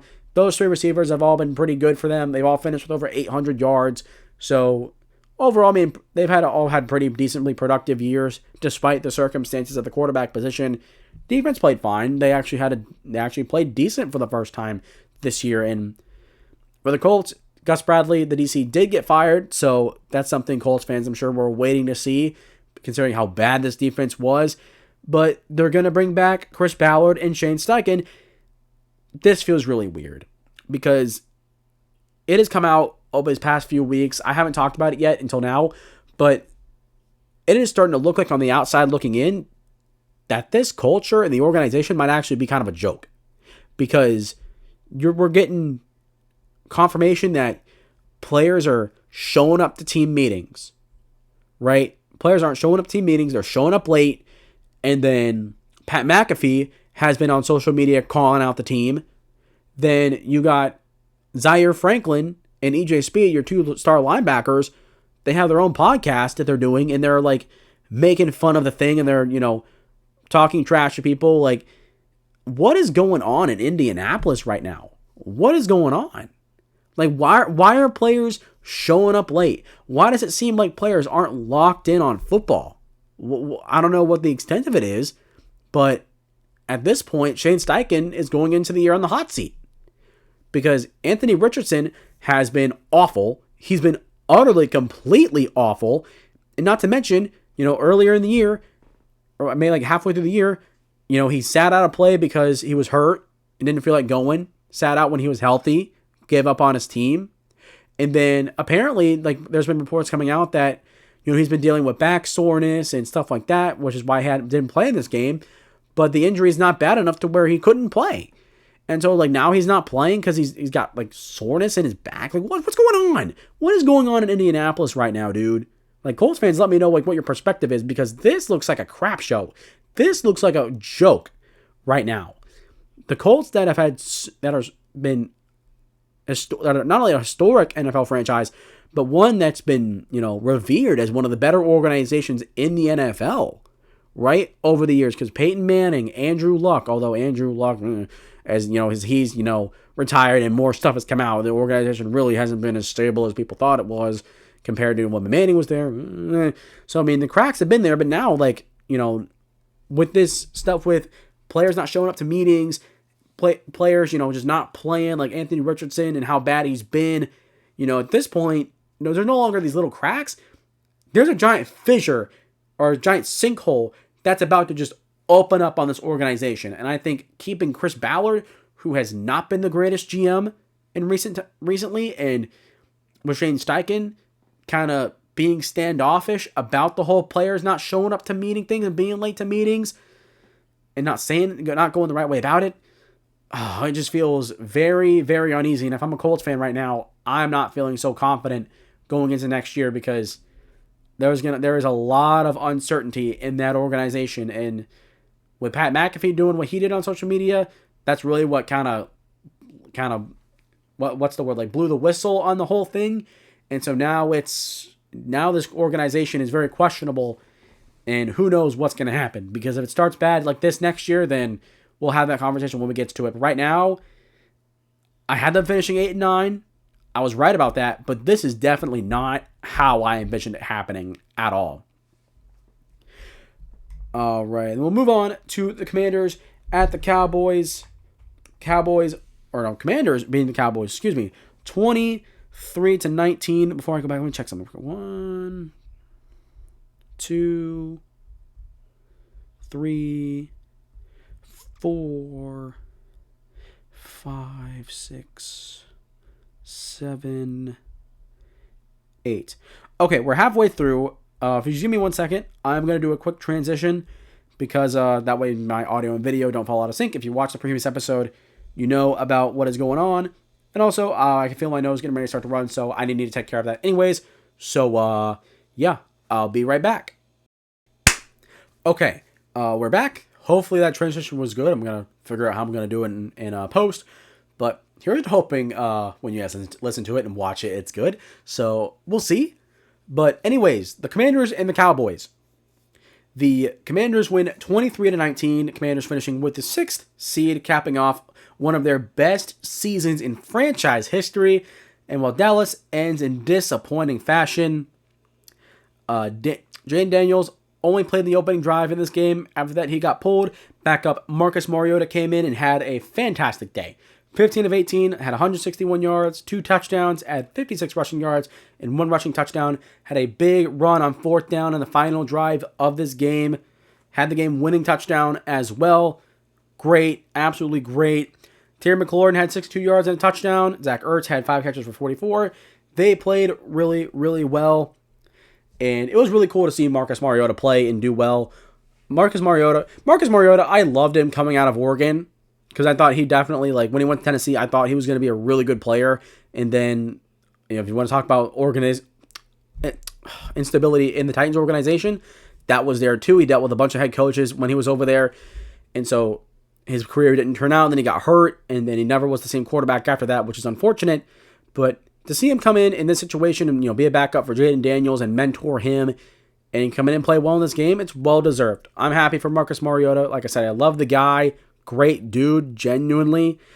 And so to see him play well, that's awesome. It's a really good feel-good story. Considering too, he threw a game-winning touchdown at the end of the game. Late game heroics. We talked about Jaden Daniels doing that all year long. Marcus Mariota came in, did it as well. Really, really cool stuff. And to see the offense continue to hum, it's really good. There's a lot of stuff to be happy about here. And then defensively, they did not have the best performance, but they minimized penalties. Compared to the Commanders game, they bounced back there a lot. They held the Cowboys 7 for 17 on third down. They got a fourth down stop. And for going into the playoffs, their defense needs anything they can grasp on to have some momentum. And for the Commanders, can Marshawn Lattimore please come back? Can Marshawn Lattimore please get healthy? The dude has only played like one game since being traded from the Saints. And they're going up against Tampa. They're going to need that, which, by the way, if you guys don't know, Mike Evans and Marshawn Lattimore do not like each other. We'll talk a little bit more when you guys watch the wild card round preview after this episode. But if they're going to want to win that game, they're going to need him back. So here's that hoping. And then going to the Cowboys side, Trey Lance started in this game for the Dallas Cowboys. He ended up finishing 20 of 34, 244 yards. Didn't have a touchdown, didn't have a turnover, which, clean game, fine.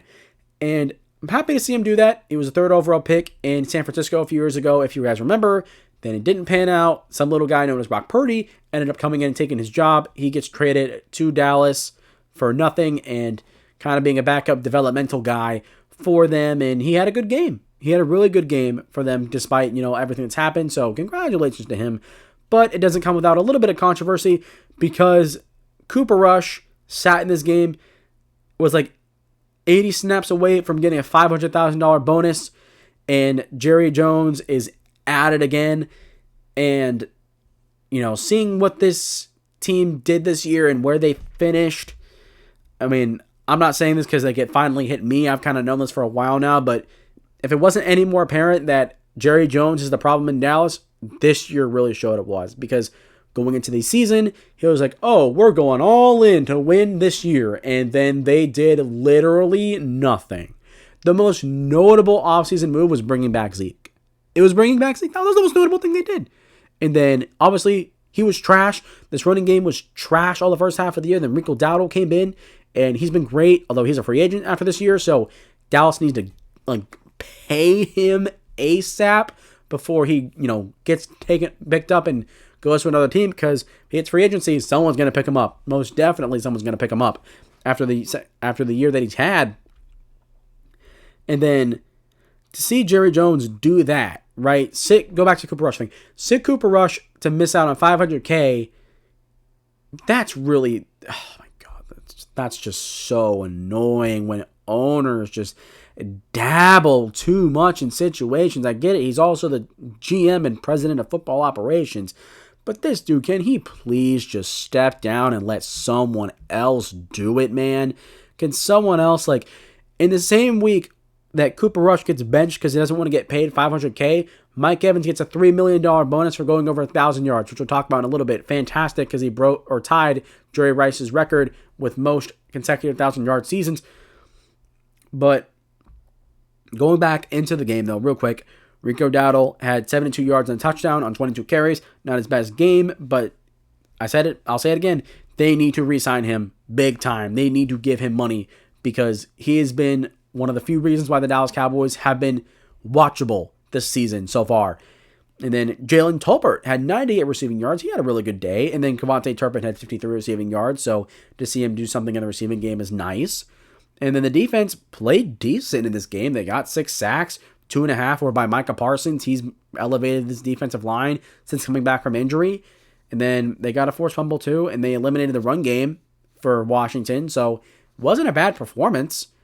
Except by Malik Hooker, because on the fourth down run in the fourth quarter that Marcus Mariota got on the final drive, he was celebrating, and then a couple plays later, they scored and won the game.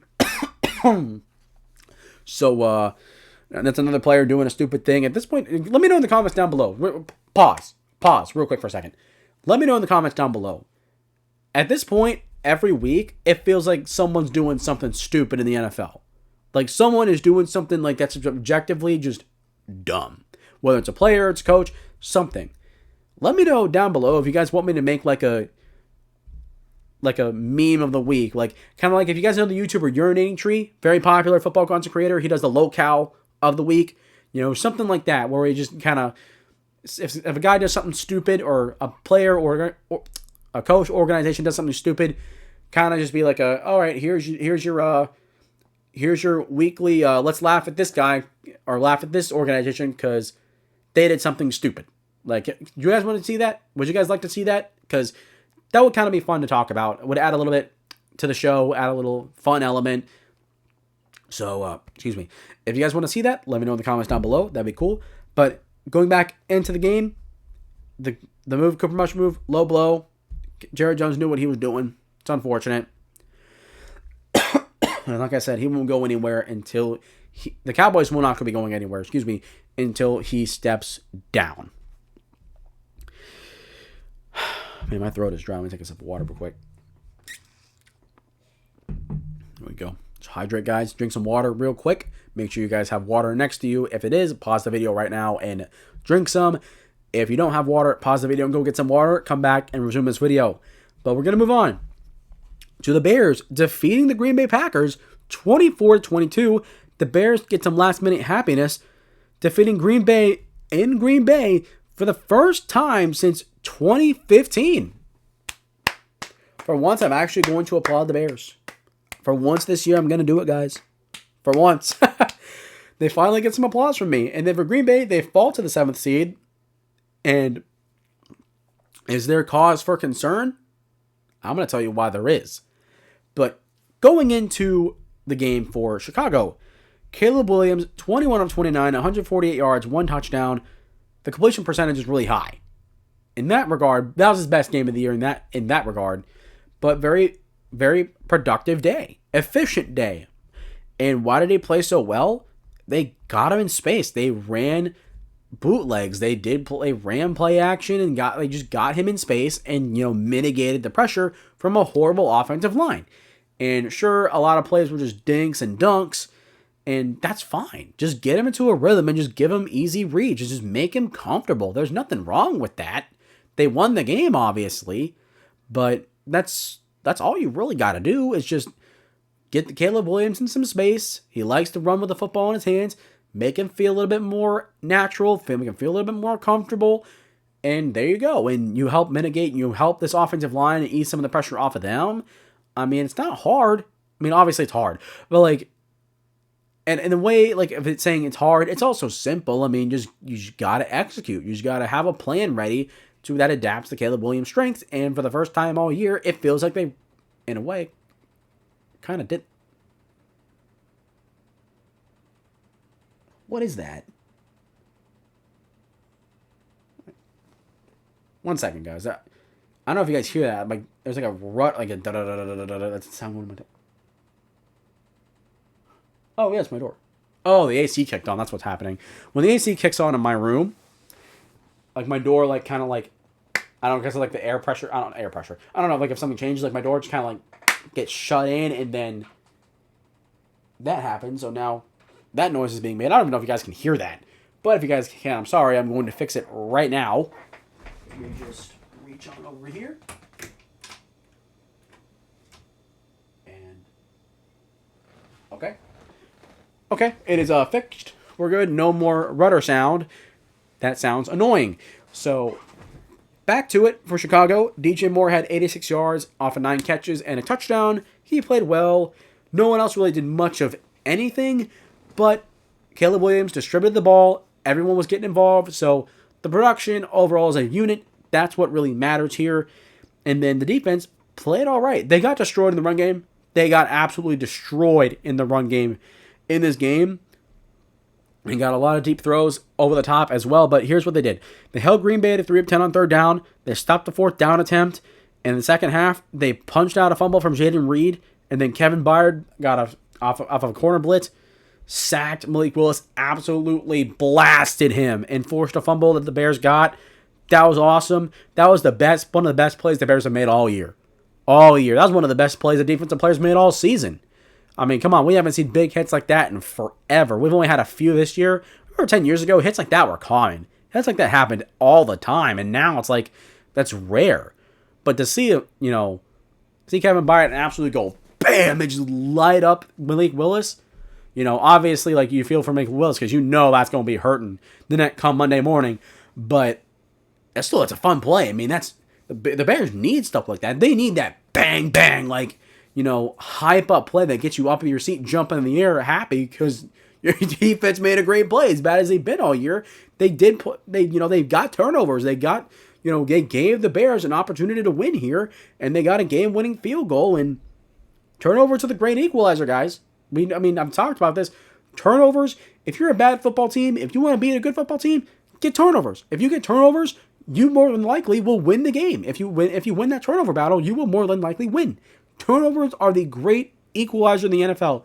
When you mention any given Sunday, most of the time when that phrase pops off, when a bad team beats a good team, it's because they win the turnover battle. That's a real thing. It matters.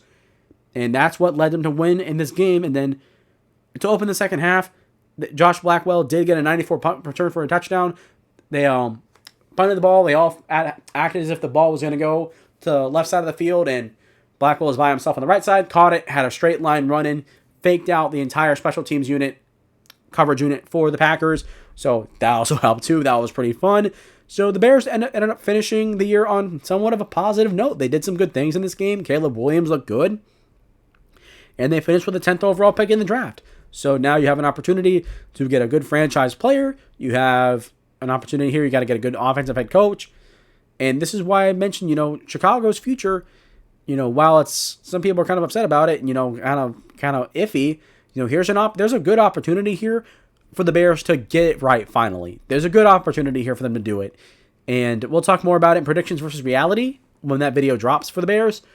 But there is some reason to be optimistic, and ending the game on a note like it did, especially because the Packers played their starters for most of their starters in this game, that's good. That's good to see that this team did something well to end the year. And then getting into the Packers, Jordan Love, he was 7 of 12, 69 yards, got pulled after the first quarter. And then Malik Willis, he went 10 of 13, 136 yards. He was good. He was pretty good in this game, so I'm happy for him. Obviously, he was drafted in Tennessee, didn't do well over there. Gets traded to Green Bay, lights them up in week 3, and he's become a really good backup for them. And here's the hoping he can develop into be a starter. And now you can see, now it's obvious the potential that he had coming out of Liberty. So that's good. That's fantastic. Then Josh Jacobs had 44 yards and a touchdown. Emmanuel Wilson had 73 yards and a touchdown. Chris Brooks had finished the day with 59 yards, but broke a long run in the second half. So, like I said, they gashed Chicago in the run game. They were able to do that well. And then Malik Heath, this guy has been someone that Green Bay Packers fans have been hyping up. They've been, they've liked this guy. Kind of a fifth string receiver, but he had 53 yards. And, maybe he could become a solid depth piece for them. People seem to like him. And then Dontavian Wicks had 49 yards. Jaden Reed had 48 yards. Tucker Kraft had 36 yards. They only had a few catches here and there, but getting solid production out of the passing game, that's good. And the defense, they broke down at the end, and like I mentioned, the Packers played most of their starters in this game. Here is where there's cause for concern. The best play for the Packers defense was that they picked off Keenan Allen on a double reverse pass. That was the best play of the day for them. And they've lost 2 straight games to division rivals, which also hurts your confidence a little bit. But the thing is, if you won this game, you probably faced Tampa, which you match up really good against. But now you're facing the number 2 seed in Philly. That game does not bode well for Green Bay. It's a winnable game. It is a winnable game, but would you rather be facing Tampa or would you rather be facing Philly? You tell me, because I'd rather be facing Tampa right now compared to Philly, if I'm being entirely honest. So we'll talk about that in the wildcard preview video. But definitely, the way the Packers season ended was not very confidence instilling, just because, they could have played better, and they simply didn't. Speaking of the Tampa Bay Buccaneers, they beat the Saints 27-19. The Bucs pull off the win, and they are headed to the postseason. While New Orleans, they did put up a decent fight in this game and very respectable performance for them, but I called it. I said it. I said that this game was going to be closer than it should have been, and I was right. The Saints were leading 16-6 at halftime, and the Bucs on offense looked awful. They could not get anything going. No one was getting open. Run game was absolutely stifled. Baker Mayfield was getting sacked over and over. It was a mess in the first half. And then in the second half, they went off. Baker Mayfield on the day finished with 221 yards, 2 touchdowns. The interception, I don't know how much of it was his fault. It got batted by a defensive lineman, so the ball started wobbling, and then the defender went and picked it off. But he had a career-high 68 rushing yards. Almost all of them came in the second half. Got back to his roots and began dancing around and making plays. And then Mike Evans, 9 catches, 89 yards on the day. 11 straight years of 1,000 yards, tying Jerry Rice's record. Congratulations to Mike Evans. Whether you guys believe it or not, I'm a full believer that Mike Evans is a Hall of Fame receiver. There's no doubting that at this point. The consistency that Mike Evans has had is literally third to none. I say third to none because there's only one other guy that's done what he's been able to do, and that is Jerry Rice. That is it. And you want to talk about consistency, production, reliability. Mike Evans has been all of that ever since he was drafted by the Buccaneers in 2014. He has been all of that. He has been everything that the Bucs have wanted him to be. And a lot of people would say, oh, he finishes with barely 1,000 yards every year. And it's like, well, does it matter? Does it matter? Like, he's a constant productive player. He's a constant threat. I mean, what more do you want from him? Defenses have to game plan for him every week because he's a dominant receiver. And even in his 30s, he still runs really well. He has still really good deep speed, really good hands. I mean, sure, like, you can see on film that his production, his play has diminished a little bit because of now that he's in his 30s, but he's still playing really well. And there's a reason why he got a big 2-year contract extension going into this offseason, because they still believed in Mike Evans, and Mike Evans went out and did what he did. And then to see Baker Mayfield, not Baker Mayfield, but to see the Bucs call a timeout and then run a quick play at the end of the game to get him the record, and so we got a $3 million roster bonus. That's really cool. That is a really cool moment because players, part of the reason why players play in Week 18 is because they want to hit contract incentives. That's a big one, right? And so to see the team really, be aware of that and look out for their players and do that, that's awesome. That's really awesome stuff. And that's stuff that when players are looking to, looking for a team in free agency, they're going to remember that. They're going to remember that. They're going to remember the loyalty and the respect they have for their players. And that has pull, that has influence, especially for a guy like Mike Evans, a Hall of Fame receiver. That says a lot. That says a lot about your organization and how you want to run things. And the Bucs are slowly becoming a model organization in the National Football League. They've won their division 4 straight years. They made the playoffs 4 straight years. And sure, 2022, they went 8-9. The division was bad that year, but still, I mean, that's 4 straight years of being in the playoffs, winning the division, and looking at Baker Mayfield and his career revival, and looking at what this team is, and looking at the front office and how well they've really, revamped things to get things right. How can you not be happy? How can you not be happy and want to play for this Tampa Bay Buccaneers team? It's awesome, really good. And then getting back into the game, Jalen McMillan had 74 yards and a touchdown. The rookie out of Washington, he's continued to step up, and it's nice to see him playing well. He kind of was the unsung hero in Washington. Obviously, everyone talks about Michael Penix, Rome Odunze, and then Jalen Polk on the outside. But Jalen McMillan was a really big chain mover for them at Washington. It was a lot of the reason why, they were able to sustain drives at Washington.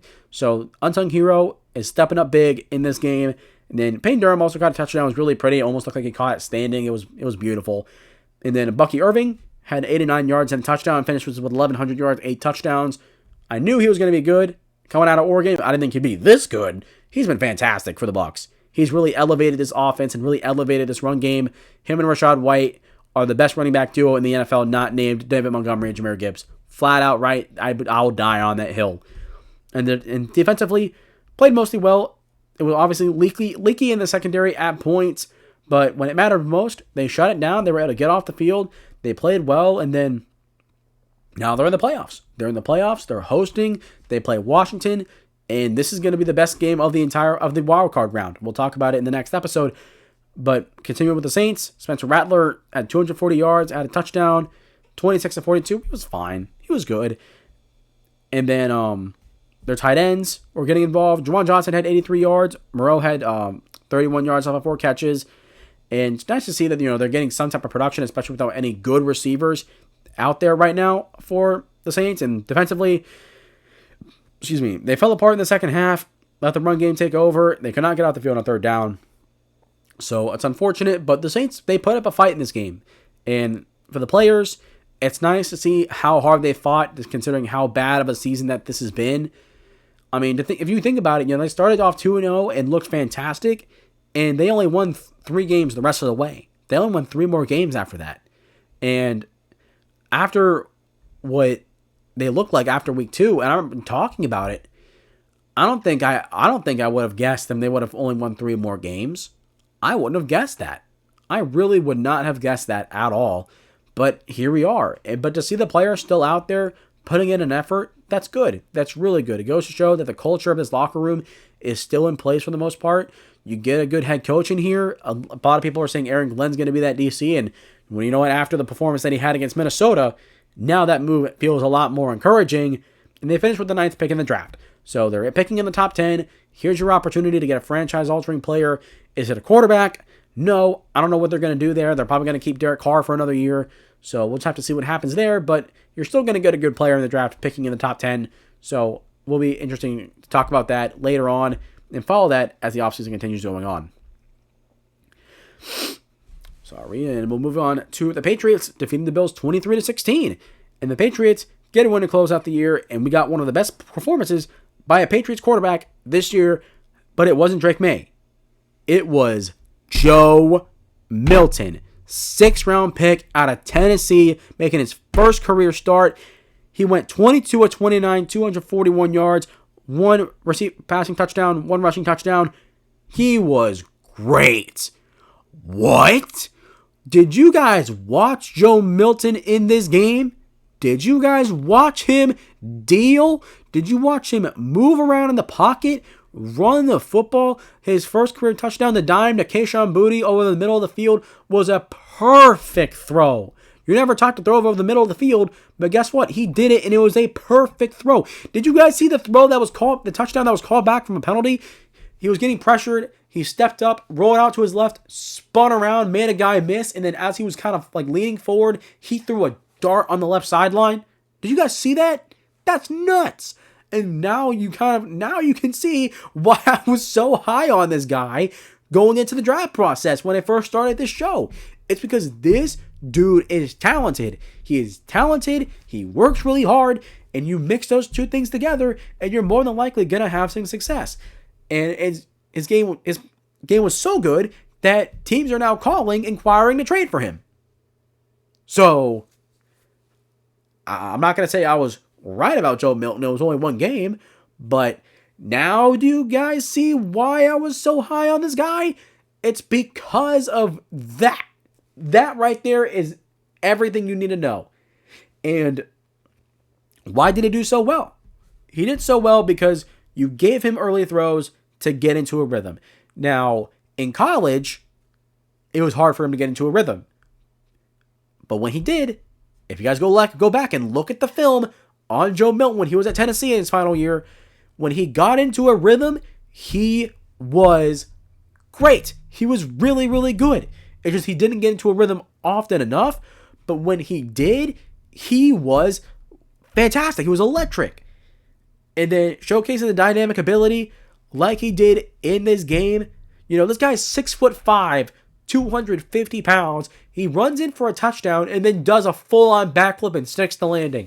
Now, can you tell me which 6'5", 245-pound buff man is going to do a full-on backflip like that? Does anybody know? Other than Joe Milton, I don't. Can Anthony Richardson do that? I think he can. I think I've seen him do it before. But even then, this dude is amazing. I love this guy so much coming out of college because of his talent, because of his hard work ethic. And in the draft process, I said at best, he can become a really good backup for a quarterback. And now, if New England doesn't trade him away, you got your backup quarterback now. And just a thought, just a little thought. It'd be really funny because they drafted him in the 6th round, right? Who was also drafted in the 6th round quarterback drafted by the Patriots? Tom Brady. We all know this. Would it be really funny? I'm not gonna say I'm predicting this to happen or rooting for this to happen, but it'd be really funny and really coincidental if like Drake May for some reason didn't work out and Joe Milton ended up being the franchise quarterback for the Patriots. That would be really interesting. That would be really, really interesting, and that would be an interesting narrative to talk about.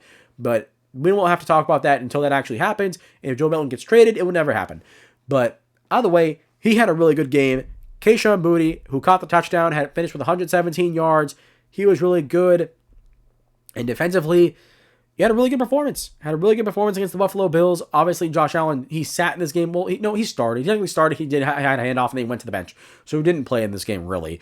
And, Mitchell Trubisky, he had 101 yards and a touchdown. Ray Davis had 64 yards. Nice to see him play well. I like this guy coming out of Kentucky.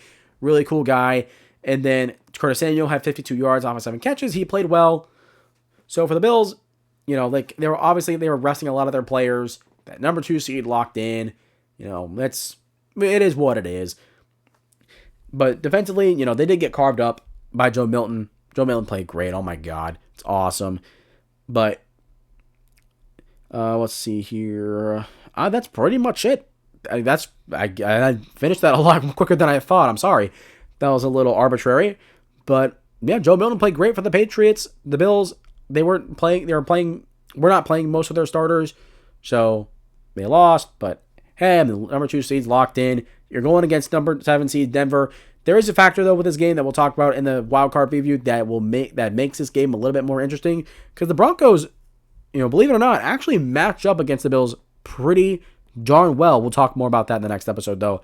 Moving on to the Chargers. The Chargers beating the Raiders 34-20. Chargers finished with a really good win and plenty of momentum heading into the playoffs as the 5th seed. And the Raiders' season has been all but a failure. Oh, I completely forgot to mention it for the Patriots. Jerod Mayo. We're going to jump back into this for a second. Jerod Mayo has been... Sorry. Jerod Mayo, the head coach of the Patriots, has been fired. He has been canned. He is out of there. And so now the Patriots will be looking for a head coach. More than likely, it's going to be Mike Vrabel, the guy that was originally favored to be the head coach when he was fired from Tennessee and going to the coaching cycle last offseason. But he has been fired, and people are upset about it for a different way. Most people... Actually, I'll take it back. It's been mixed. It's been pretty mixed because Patriots fans are like, oh, he was bad. He wasn't good with players, this and that. And then the mainstream media is like, oh, they didn't give him time. The roster was bad. What do they want him to do? And it's like, I see it. The thing is, my thing with if you're going to fire a head coach after 1 year, there's only one circumstance that has to happen to get a head coach fired in his first year. And that's the locker room. If the players are still praising the coach and they're still backing him and defending him, you have to keep him. You have to keep him for the sake of building the culture. Because if the players like him and you let that go and then you get a new head coach and he's also bad and they don't, and they're not buying into it, then that just looks bad on your organization. And also, firing your head coach after 1 year does look bad on your organization, just like when Tennessee fired their GM after 2 years. It shows instability and that you're non-committal, which doesn't help when you're looking for good candidates. And I think it would have been best if you would have gave Jerod Mayo another year, just because, if the players are backing him, you need to give him a shot. The thing is, if the locker room is lost and they're not bought in anymore, at that point you have to let him go. But man, that's just unfortunate. They hyped this guy up because he was designated to take over after Bill Belichick. It was in both of their contracts. So to see him canned after 1 year just feels weird. It feels unfortunate. I would have liked to see him another year. I've had my doubts about Jerod Mayo, but to see it actually happen in retrospect, so it's a little uneasy. It makes me feel a little uncomfortable. But either way, the move was made, and now the Patriots, they hold the 4th overall pick in the NFL draft, and they'll be looking for a new head coach. Now we will actually move to the Chargers at the Raiders. Or no, I can't remember if it was the Raiders at the Chargers. I can't remember. By the way, the Chargers won, and Justin Herbert, 28 of 36, 346 yards, 2 touchdowns, played fantastic in this game. And why? J.K. Dobbins had 63 yards. He played well. Hassan Haskins had 33 yards. They were able to run the ball well as a team, which helps, which is why he played so well. And then Quentin Johnston had 13 catches and 186 yards. He had made a few contested catches in traffic, which was nice to see. They need him to play at his best going into the playoffs, and he had a career game. He played really, really well in this game. He was getting open a ton, made a ton of really good catches in traffic, contested stuff, which has been his issue, one of his issues. So to see him play well, that's really encouraging. And then Ladd McConkey had 5 catches, 95 yards. Then Will Dissly had 42 yards and a touchdown off of 5 catches himself. Those 3 guys really did everything for the most part for the passing game, but they were getting open all the time, so it really didn't matter they weren't distributing the ball. If your top guys are getting open all the time, just feed them to it over and over again. Don't fix what ain't broke, right? Just keep on feeding it to them, and that's what happened. And then, defensively, I didn't like how the middle of the field was straight cheese. I mean, Las Vegas... Sorry. I am so sorry. As you can tell, I am still a little sick. But, like I said, the middle of the defense for the Chargers was cheese. Brock Bowers and Jacoby Myers were getting open over there all the time. But they're good players, so it checks out. But overall, I mean, for the Chargers, this is a very encouraging win. And now you're going into Houston next week in the wild card. And you really have this is an opportunity for the Chargers to really put a stamp on what has been a great year. Because Jim Harbaugh has turned this team around in year 1 flat out completely. At this point, there's no ifs, ands, or buts about it. And if you go into Houston and beat Houston and get a playoff win in your first year as the Chargers head coach for Jim Harbaugh, fantastic. That would be phenomenal. And now they have the momentum to do it. So we'll have to follow that going into next week. And then for the Raiders, Andy O'Connell he was 24-34, 214 yards, had a touchdown. The interception, it was a bad throw. It was picked off by Dalen Haley. It was a bad throw. It was outside the receiver, away from his range, and Haley got it. And this defense straight up got cooked. And now they finish with the 6th overall pick. But it's the 6th pick. It's not the 1st. It's not the 2nd, where people thought they'd finish. You're out of the running for a quarterback. They need so much on this roster. And they really needed to be good or bad. I talked about this before the season started. Because they couldn't be in purgatory anymore. They needed to be either really bad or good and not be stuck in the middle. And in a way, they were bad, but they weren't bad enough. They still messed it up from winning a couple games. Now, I get it. The players and coaches don't tank. They don't try to lose. But still, you can't deny that losing the 1st or 2nd overall pick hurts them a lot. Because the biggest issue they have on their team is quarterback. And so that's going to be an issue of what they're going to do next year. Maybe just add Kirk Cousins and, plug the hole until you can get a young guy in there. And then, along with that, Antonio Pierce, the head coach of the Raiders, former head coach of the Raiders now, has been fired. He's been canned. He is out of a job. He has also been let go, and that does make sense. I can see that because I don't think a lot of people were really sold on Antonio Pierce when he got hired. I know in the second half of last year, he was the interim head coach and players wanted him. And then Matt Crosby said, he's going to request a trade if he wasn't the head coach. So, obviously the star players of the team kind of forced ownership's hand, which in that case, go ahead and do that, try it out, see what happens, right? And now you see what happens. Didn't work out. Really bad year for the Raiders, and they're out of there. He's out of there, excuse me. So now they're going to be looking for a new head coach. They're going to keep their GM, which is a little bit interesting considering he's not been that good. But he did draft Brock Bowers in this draft, which probably saved his job. So there is that. So now the Raiders are going to be looking for a new head coach. That makes 6 head coach openings now. And it'll be interesting. It'll be interesting to see who gets hired, who doesn't get hired. And this head coaching cycle could end up being one of the interesting narratives in this entire offseason. But for now, the Raiders are in a bad spot. They're out of a quarterback. They weren't bad. Somehow they were bad, but they weren't bad enough to be in position to get a quarterback and get that situation right. So, whoop-de-doo, looks like the Raiders are going to be in purgatory yet for another year. And we'll move on to the Cardinals beating the 49ers 47-24. Cardinals winning with an explosive fourth quarter showing, and the 49ers season ends in yet another disappointing fashion. Kyler Murray, 25-35, 242 yards, 4 passing touchdowns. Fantastic in this game. Trey McBride, 7 catches, 65 yards, had a touchdown. This dude is a top 5 tight end in the NFL at minimum. At this point, I mean, I know it's been pretty much confirmed after this year, but at this point, just kind of want to reaffirm it. Awesome. He's had a fantastic year for them. Marvin Harrison Jr. had 63 yards and a touchdown. And the thing with the Arizona Cardinals, why their offense has had struggles, is because it's been those two guys, and that's it. And Greg Dortch had 2 touchdowns in this game. He showed up. Zay Jones had 4 catches. I forgot this guy even existed. He had 46 yards in this game. He played well.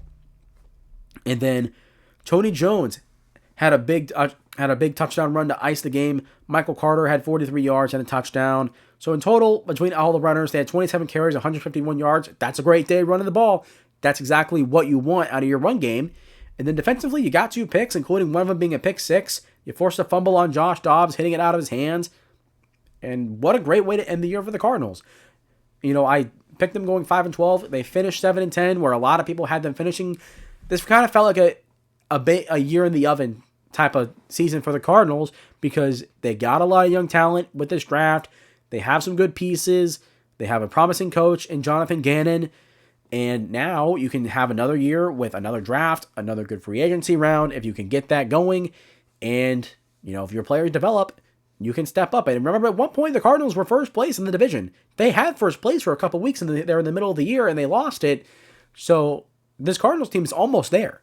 It's almost there. And if they can just have another good year offseason, put it together, we could be talking about this team being in the wild card round next year. And that would be really awesome to see, because the Rams, they're in it. The Seahawks just barely missed it. The 49ers, obviously this year didn't go how it went for them, but they're always probably going to be in the mix, as you know, until like there's a trend of them not being in it. So we'll just have to see. And then getting on to the 49ers, Josh Dobbs had 326 yards, 2 touchdowns, had 2 interceptions, and a fumble. Not a particularly great performance by Dobbs with the turnovers. Really killed this team. But Ricky Pearsall, he had 69 yards and a touchdown. Nice to see the rookie playing well and getting more time. Again, really, really excited and happy for Ricky Pearsall. Love the guy. Juwan Jennings had 52 yards. Kyle Juszczyk had a big touchdown. That was nice. And then problem is, defense got cooked again. It's been the issue all year for them. Their defensive coordinator got fired. By the way, he's been fired. He's been canned. So he's out. And then Jake Moody missed another kick. And at this point, he's gone after the year. I think he's going to be cut, because he's single-handedly let this team down week after week after week. And it's unfortunate, because last year, he was fantastic as a rookie. He was really good, if you guys remember. And now he's not been good this year. He's simply let them down a lot.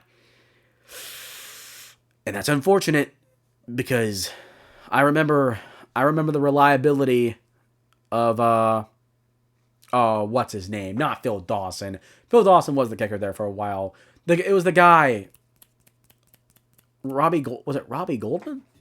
The guy that was in Chicago. The kicker that was in Chicago for everything. I think his name is Robbie Goldman. I can't look this up on my tablet. Hold on.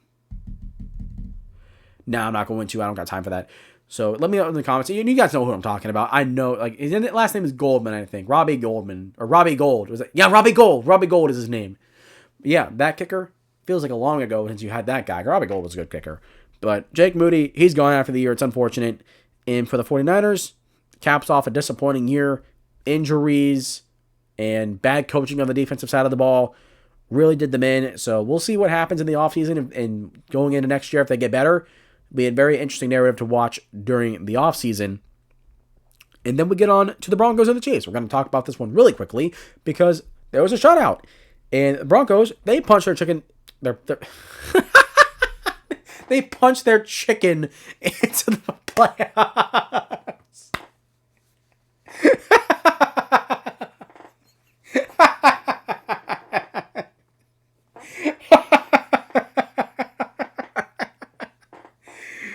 Oh man, times like these, like, you know, I use this show as like a way to like show, you know, when I apply for jobs and whatnot that involve my field, I put this show on a pedestal with pride because I love this show.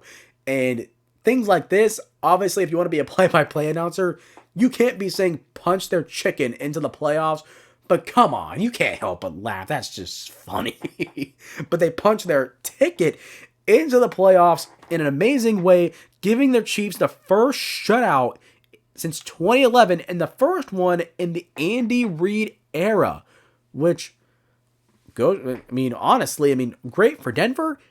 But if you want to, give a quick testament to how well Andy Reid has turned around this organization, first shutout ever as the coach of the Chiefs. Been there since 2012. This is his 12th year now. Wow. That is interesting. And obviously it happened because the Chiefs rested almost all of their starters. It was almost all backups. They had the number 1 seed locked in there. They had literally no reason to play their starters in this game, and they didn't.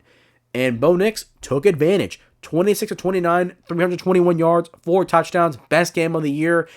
And then Courtland Sutton had 5 catches, 98 yards, a touchdown. Marvin Mims had 51 yards and 2 touchdowns. Not to see him playing well. And then Devon Bailey had 50 yards and a touchdown, and Javonte Williams added 50 yards on the ground receiving as well. And the defense played fantastic.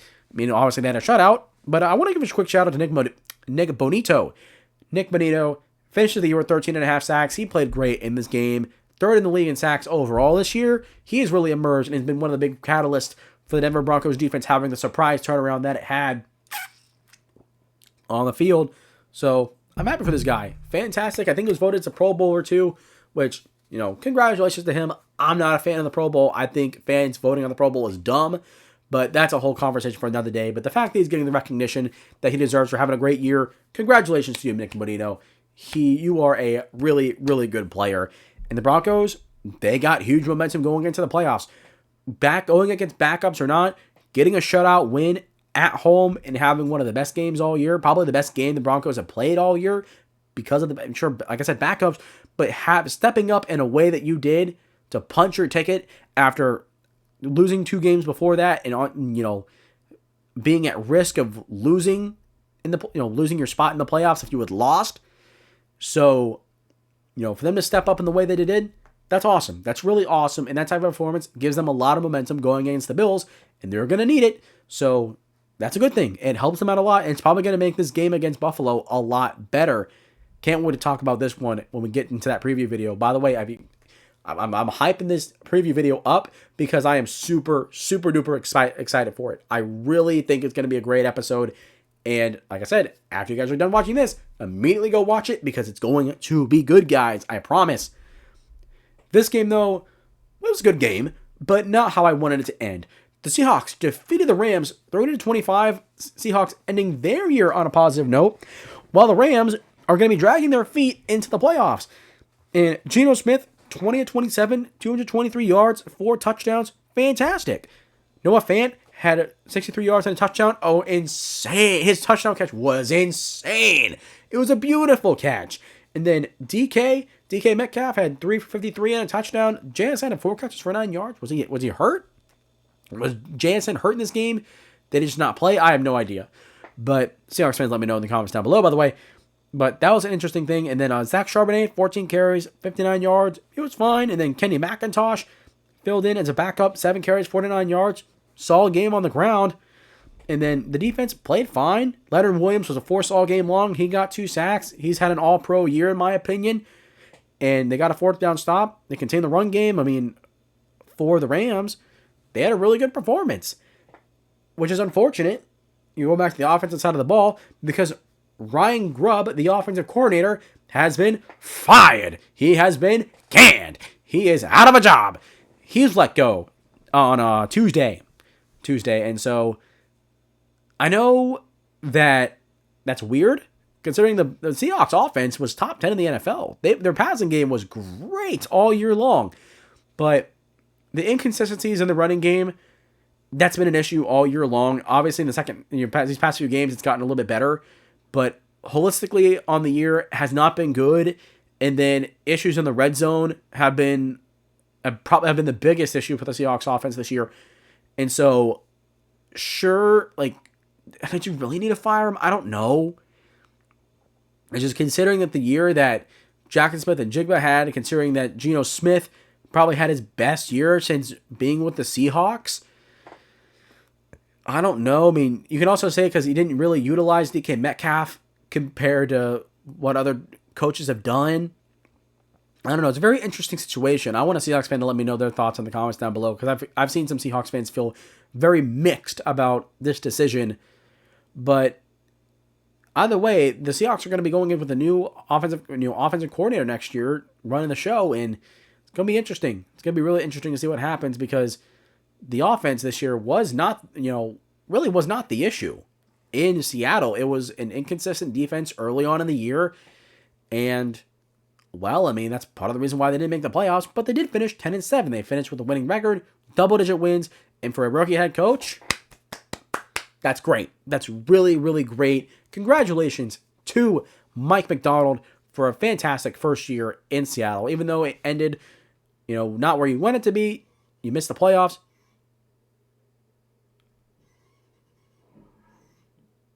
What the heck is that sound?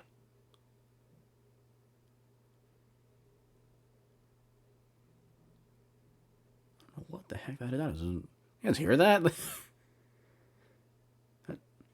squeak, that is creepy. What the heck was that? Anyways, moving on to the Rams. Jimmy Garoppolo started in this game. He was 27 of 41, 334 yards, 2 touchdowns, had an interception. It was not a good interception. It was horrible. And then Jordan Whittington had 3 catches, 86 yards. I'll shout him out. I don't know who this guy is, but hey, he played well, so I'm going to give that notability. And then it was a tight end, right? Yeah, it's tight end. And then Tyler Higbee had 46 yards and a touchdown. So it's nice to see the tight ends were really getting some playing time in this game. And Demarcus Robinson added 3 catches for 72 yards. He shined in this game. And the defense, though, while they had their starters out there mostly, they were off kilter the whole game. They were able to, the Seahawks ran the ball well, threw the ball well, and they really just couldn't get consistent stops. And, the Rams are the 4th seed, but they could have won this game and had a higher seeding, compared to Tampa. And would you rather be the 3rd seed and competing with Washington, or would you rather be the 4th seed and having Minnesota next week? So it's a tough situation. I really wish they would have started Matthew Stafford and their offensive starters in this game. I really wish they would have, because I mentioned that, their offense has had a couple really, lethargic performances. They've won, but going into the playoffs, you can't run the ball with Kyron Williams and then have your only receiver be doing anything being Puka Nacua. You can't have that. And I was hoping in this game against Seattle, with good, decent competition, they'd play their starters and try and have a good performance to help them give momentum into the playoffs, and they didn't do that. So I get it. The division was locked up, but they still had something to play for here, and so it felt like they left something on the field, which is unfortunate. So they're going to be dragging their feet into the playoffs, in my opinion, going against the Vikings. But I just wish they would have played. I feel like if Matthew Stafford was in and the offensive starters were in, they would have won. So I don't know. It feels really weird, but we'll have to talk about it in the next video. Again, advertising, but we'll talk more about it when we get to that point.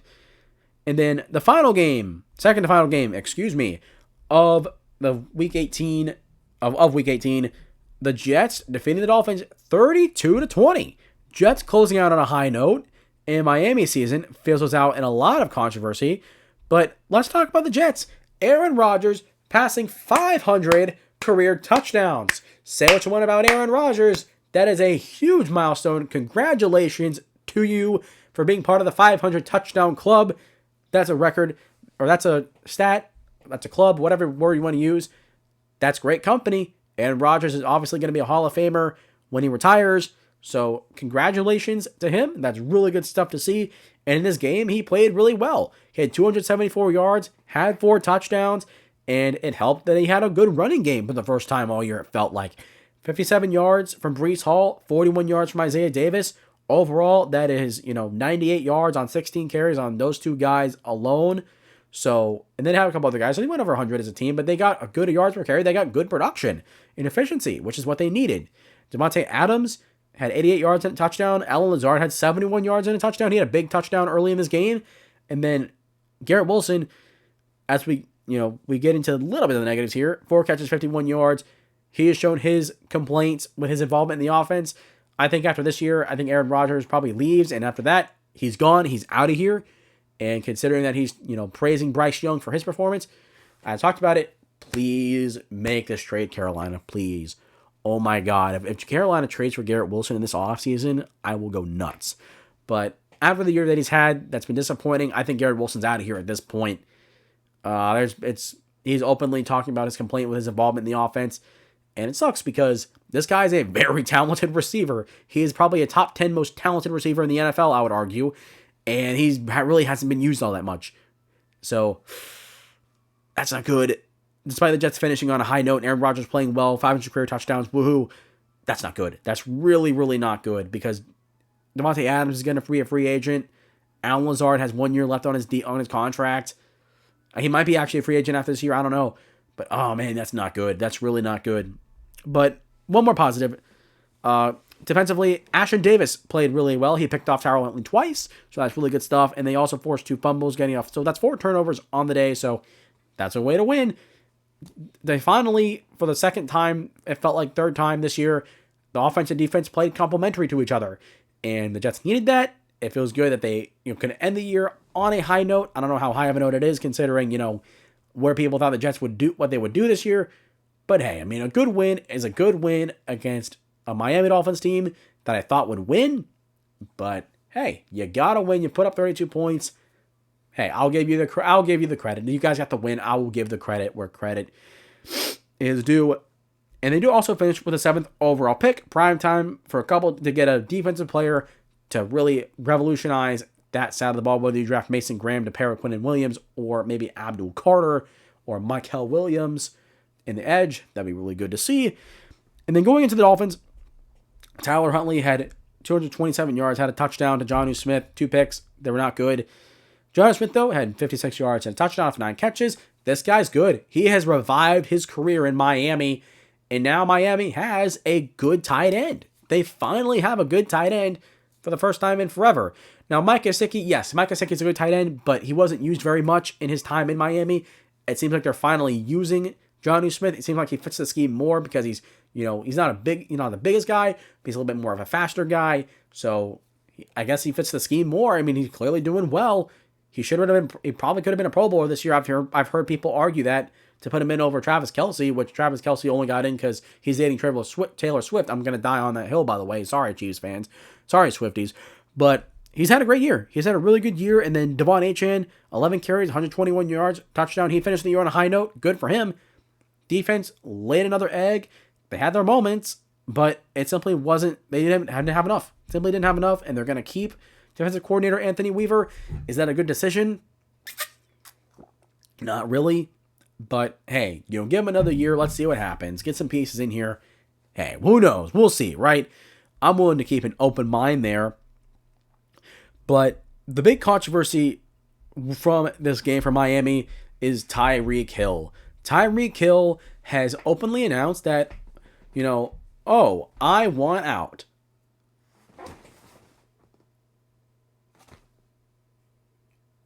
Are you kidding me?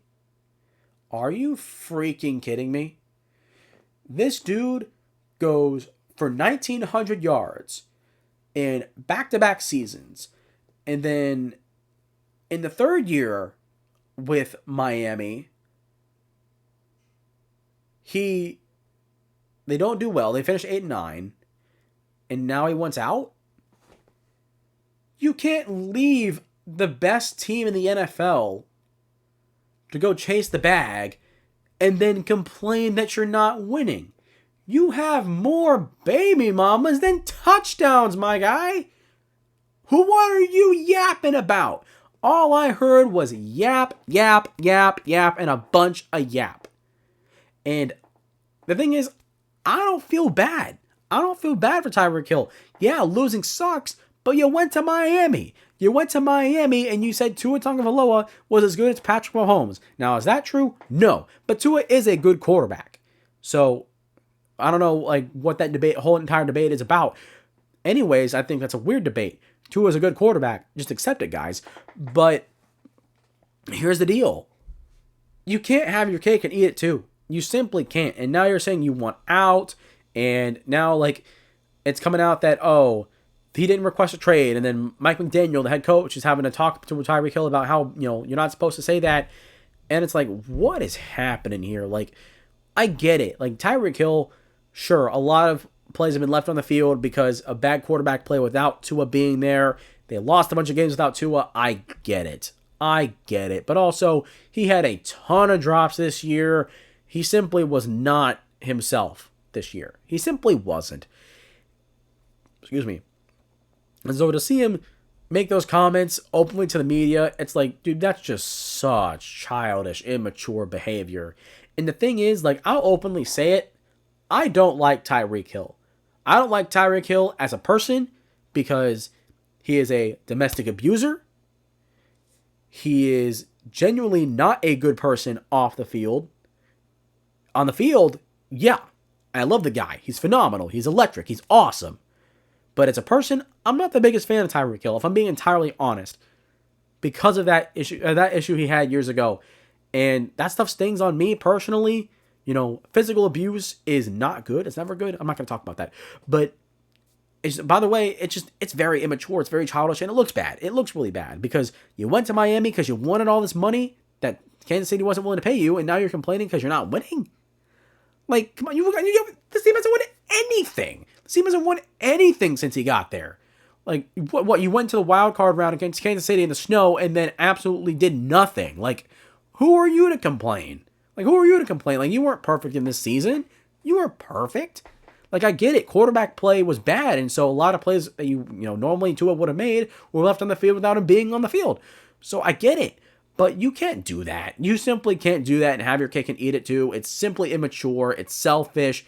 Doesn't look good. And then now, like he says, he wants out. And it's like, which team is going to want him? So what? You're going to get this guy that has a fantastic receiver. He's one of the best receivers in the NFL, right? But you're going to get this guy. But if you don't do well, he's going to want out? Like, I don't know. I just simply don't know. Bad look for Tyreek Hill. Obviously, the year didn't end how anyone in Miami wanted it to end. It was about where I had them finishing 9-8 for a reason. They finished 8-9, so they were one game behind it. But it's unfortunate. It's unfortunate that the year has to end like that for Miami and for that stuff to come out. And it adds a lot of interesting narratives to go into the offseason because what happens if he does get traded? Would anyone be willing to take the cap hit and take the money? Because you can't cut him. Too much dead cap. There's way too much dead cap in Tyreek Hill's contract. So if he really wants out, I mean, who's going to trade for him? Someone's going to trade for him. But you're not going to get a first-round pick out of him. You're not going to after the year he had. You're not getting a first-round pick out of this guy, unfortunately. So we'll just have to see. But I don't know. And personally, if I was someone in an organization, I wouldn't want Tyreek Hill because of that behavior. But hey, what do I know? I'm just the guy that makes podcast videos on YouTube. So who knows? But a bad look. We'll continue on. And the final game of the year, Sunday Night Football, the Lions defeated the Vikings 31-9. I thought this game would be good. Ended up not being good. The Lions dominated the Vikings en route to their second straight NFC North crown. And then NFC number 1 seed in Minnesota completely fell apart. How did this happen? This Lions defense straight up had their best performance of the year. The best. Objectively, the best. Defensive coordinator Aaron Glenn, my friend, you absolutely killed it. Absolutely freaking killed it. Oh my God. This defense, with all the injuries that it had, had their best performance of the year against the best opponent they have faced all year, not named Buffalo. Amik Robertson held Justin Jefferson to 2 catches for 48 yards, shut him down practically, dropped an interception in the end zone, which would have been massive. He played great. He played phenomenal. And it came out after the game that Amik Robertson played against Justin Jefferson in high school, and throughout the week, Amik was like, just put me on him and I'll cover him. And then it worked. It worked. Are you kidding me? That worked. And his defense overall, and it wasn't just Amik Robinson, they played fantastic. They got only 2 sacks, but they were getting pressure on Sam Darnold all game long, held him to 3 for 13 on third down, and they literally forced the Vikings to play right into their hands. What are the Lions known for? The Lions are best known for being aggressive and going for it on fourth down. And the thing is, if you're gonna beat the Lions, you're gonna have to go for it on fourth down at some point. But it was clear from the get-go when they were going for it. They went for it on fourth down 2 times inside the 10-yard line, 4th and goal, and they didn't get it. And the first time I was like, okay, you're down 7-3. You need to just take the points, or 7-0. You need to just take the points, right? You just need to take the points at that point. Too early to be that aggressive. They didn't get it. And then they got down again, knocked down a little bit more. And then they did it again and didn't get it. And then Will Riker missed a kick. And that left 17 points on the board. And the thing is, in the fourth quarter, the Vikings, if they got those 17 points, in the fourth quarter, they would have been up 26-24. And we're talking about a completely different ball game. But they played right into the Vikings or the Lions' hands, and they just failed. Offensively, they just failed. And then going to the Lions' offensive side, Jerod Goff, 27-33, 231 yards, had a touchdown. The 2 interceptions, they didn't matter. The first one was a quick throw to we're trying to win a quick throw, and it was picked off by Ivan Pace, the star linebacker in Minnesota. And then that was the drive. I think no, they didn't score a touchdown. That was one of the drives where they went for it on fourth down, on 4th and goal, and didn't get it. So that drive after that insane play by Ivan Pace came out with nothing. And then the second one, intercepted by Harrison Smith, that drive led to a field goal, I think. But the 2 interceptions didn't matter. It did not matter because the Vikings missed 2 red zone opportunities to get points. And then Amon-Ra St. Brown had 6 catches for 77 yards. Sam Laporta had 7 catches for 63 yards. Jameson Williams had 6 catches for 34 yards, moving the chains over and over and over again. Why did these star receivers play so well against one of the best defenses in the NFL in the Minnesota Vikings? Why? Could someone please tell me why? And the answer is obvious. I mean, you guys already know what I'm going to say here, but I'm just going to ask the question again.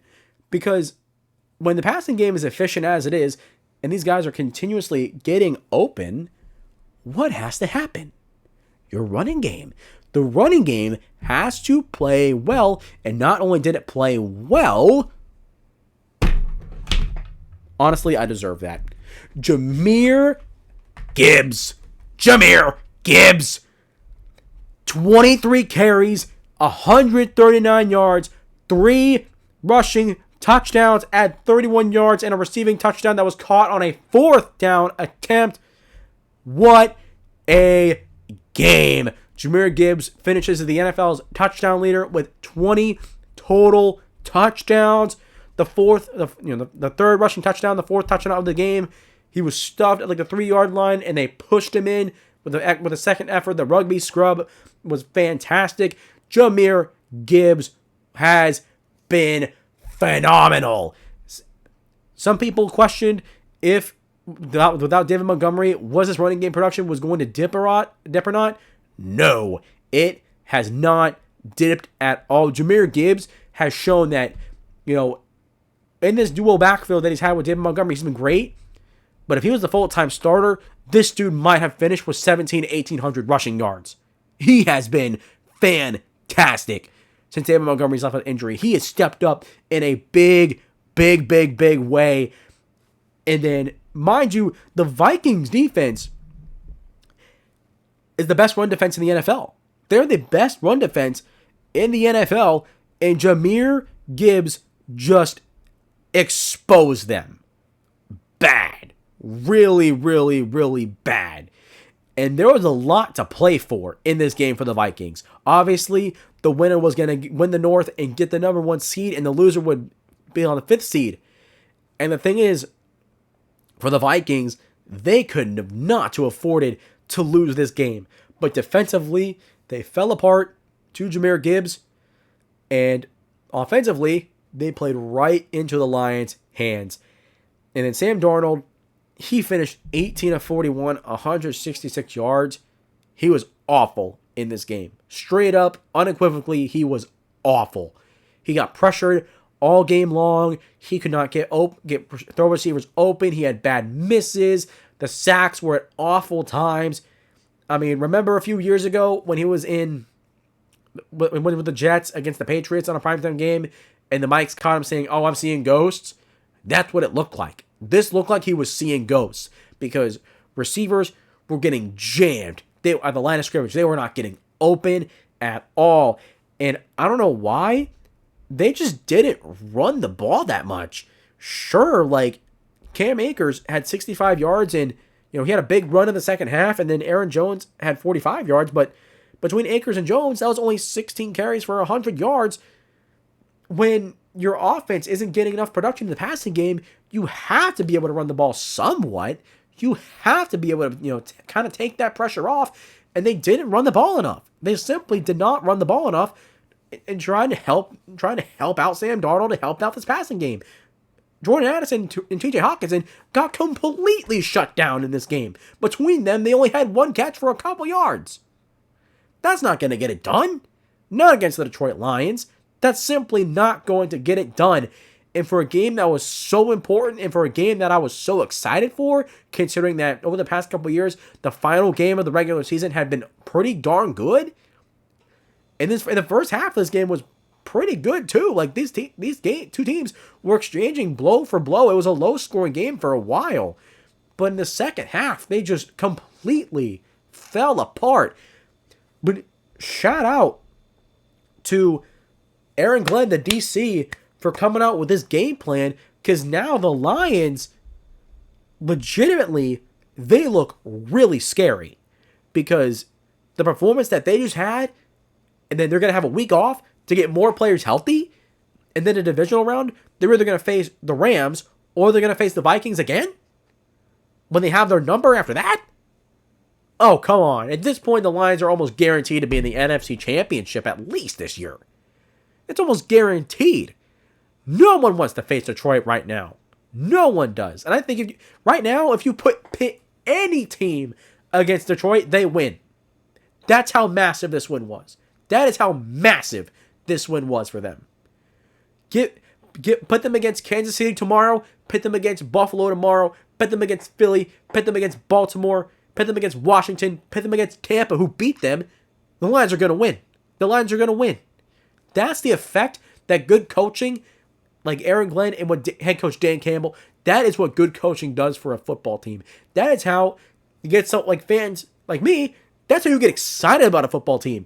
Because that type of performance and that big of a moment against that good of a football team? Come on, dude. That's awesome. That is so freaking awesome. How can you not be excited for that? And like I said, they're going to have a week off and they're going to get healthier on defense. Oh my God. They are going to be a force to reckon with. And that's games like these are exactly why they deserve the number one seed and why they're 15-2.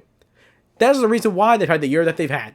Because no matter what happened, this team bounced back and won football games. No matter how it had to happen, they won football games and found ways to win. Dan Campbell this year is the coach of the year. There is no other candidate. There is literally no other candidate that holds a candle to what guts Dan Campbell has done for the Lions this year. And now they get the number one seed, and they have an opportunity to sit back and relax as these teams duke it out in the wild card round. And for the Vikings, this is not what you wanted, because the playoffs are here, and with this loss, they're coming out of the grave, they're coming out of the closet, they're coming up from the floorboards.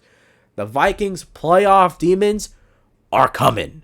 The demons are coming. But that is going to do it for me today, guys. I hope you guys enjoyed. Make sure to leave a comment down below letting me know your thoughts about your team, about my takes on your favorite team. Let me know your thoughts. I want to hear them. And even if you just want to say hello, if you say hello in the comments, I guarantee you I will say hello back. 100% satisfaction guaranteed by me.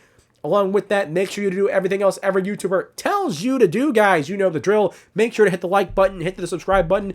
Only takes a few seconds. Just scroll down, tap the 2 buttons. Helps the algorithm a lot, helps me grow the channel and continue making great content for you guys. I love doing this show. A whole regular season is done. It has been a fantastic first year for the Shumake Take, and I would really appreciate it if you guys took the time to hit those 2 buttons for me. It's free. You can always change your mind if you don't like the content.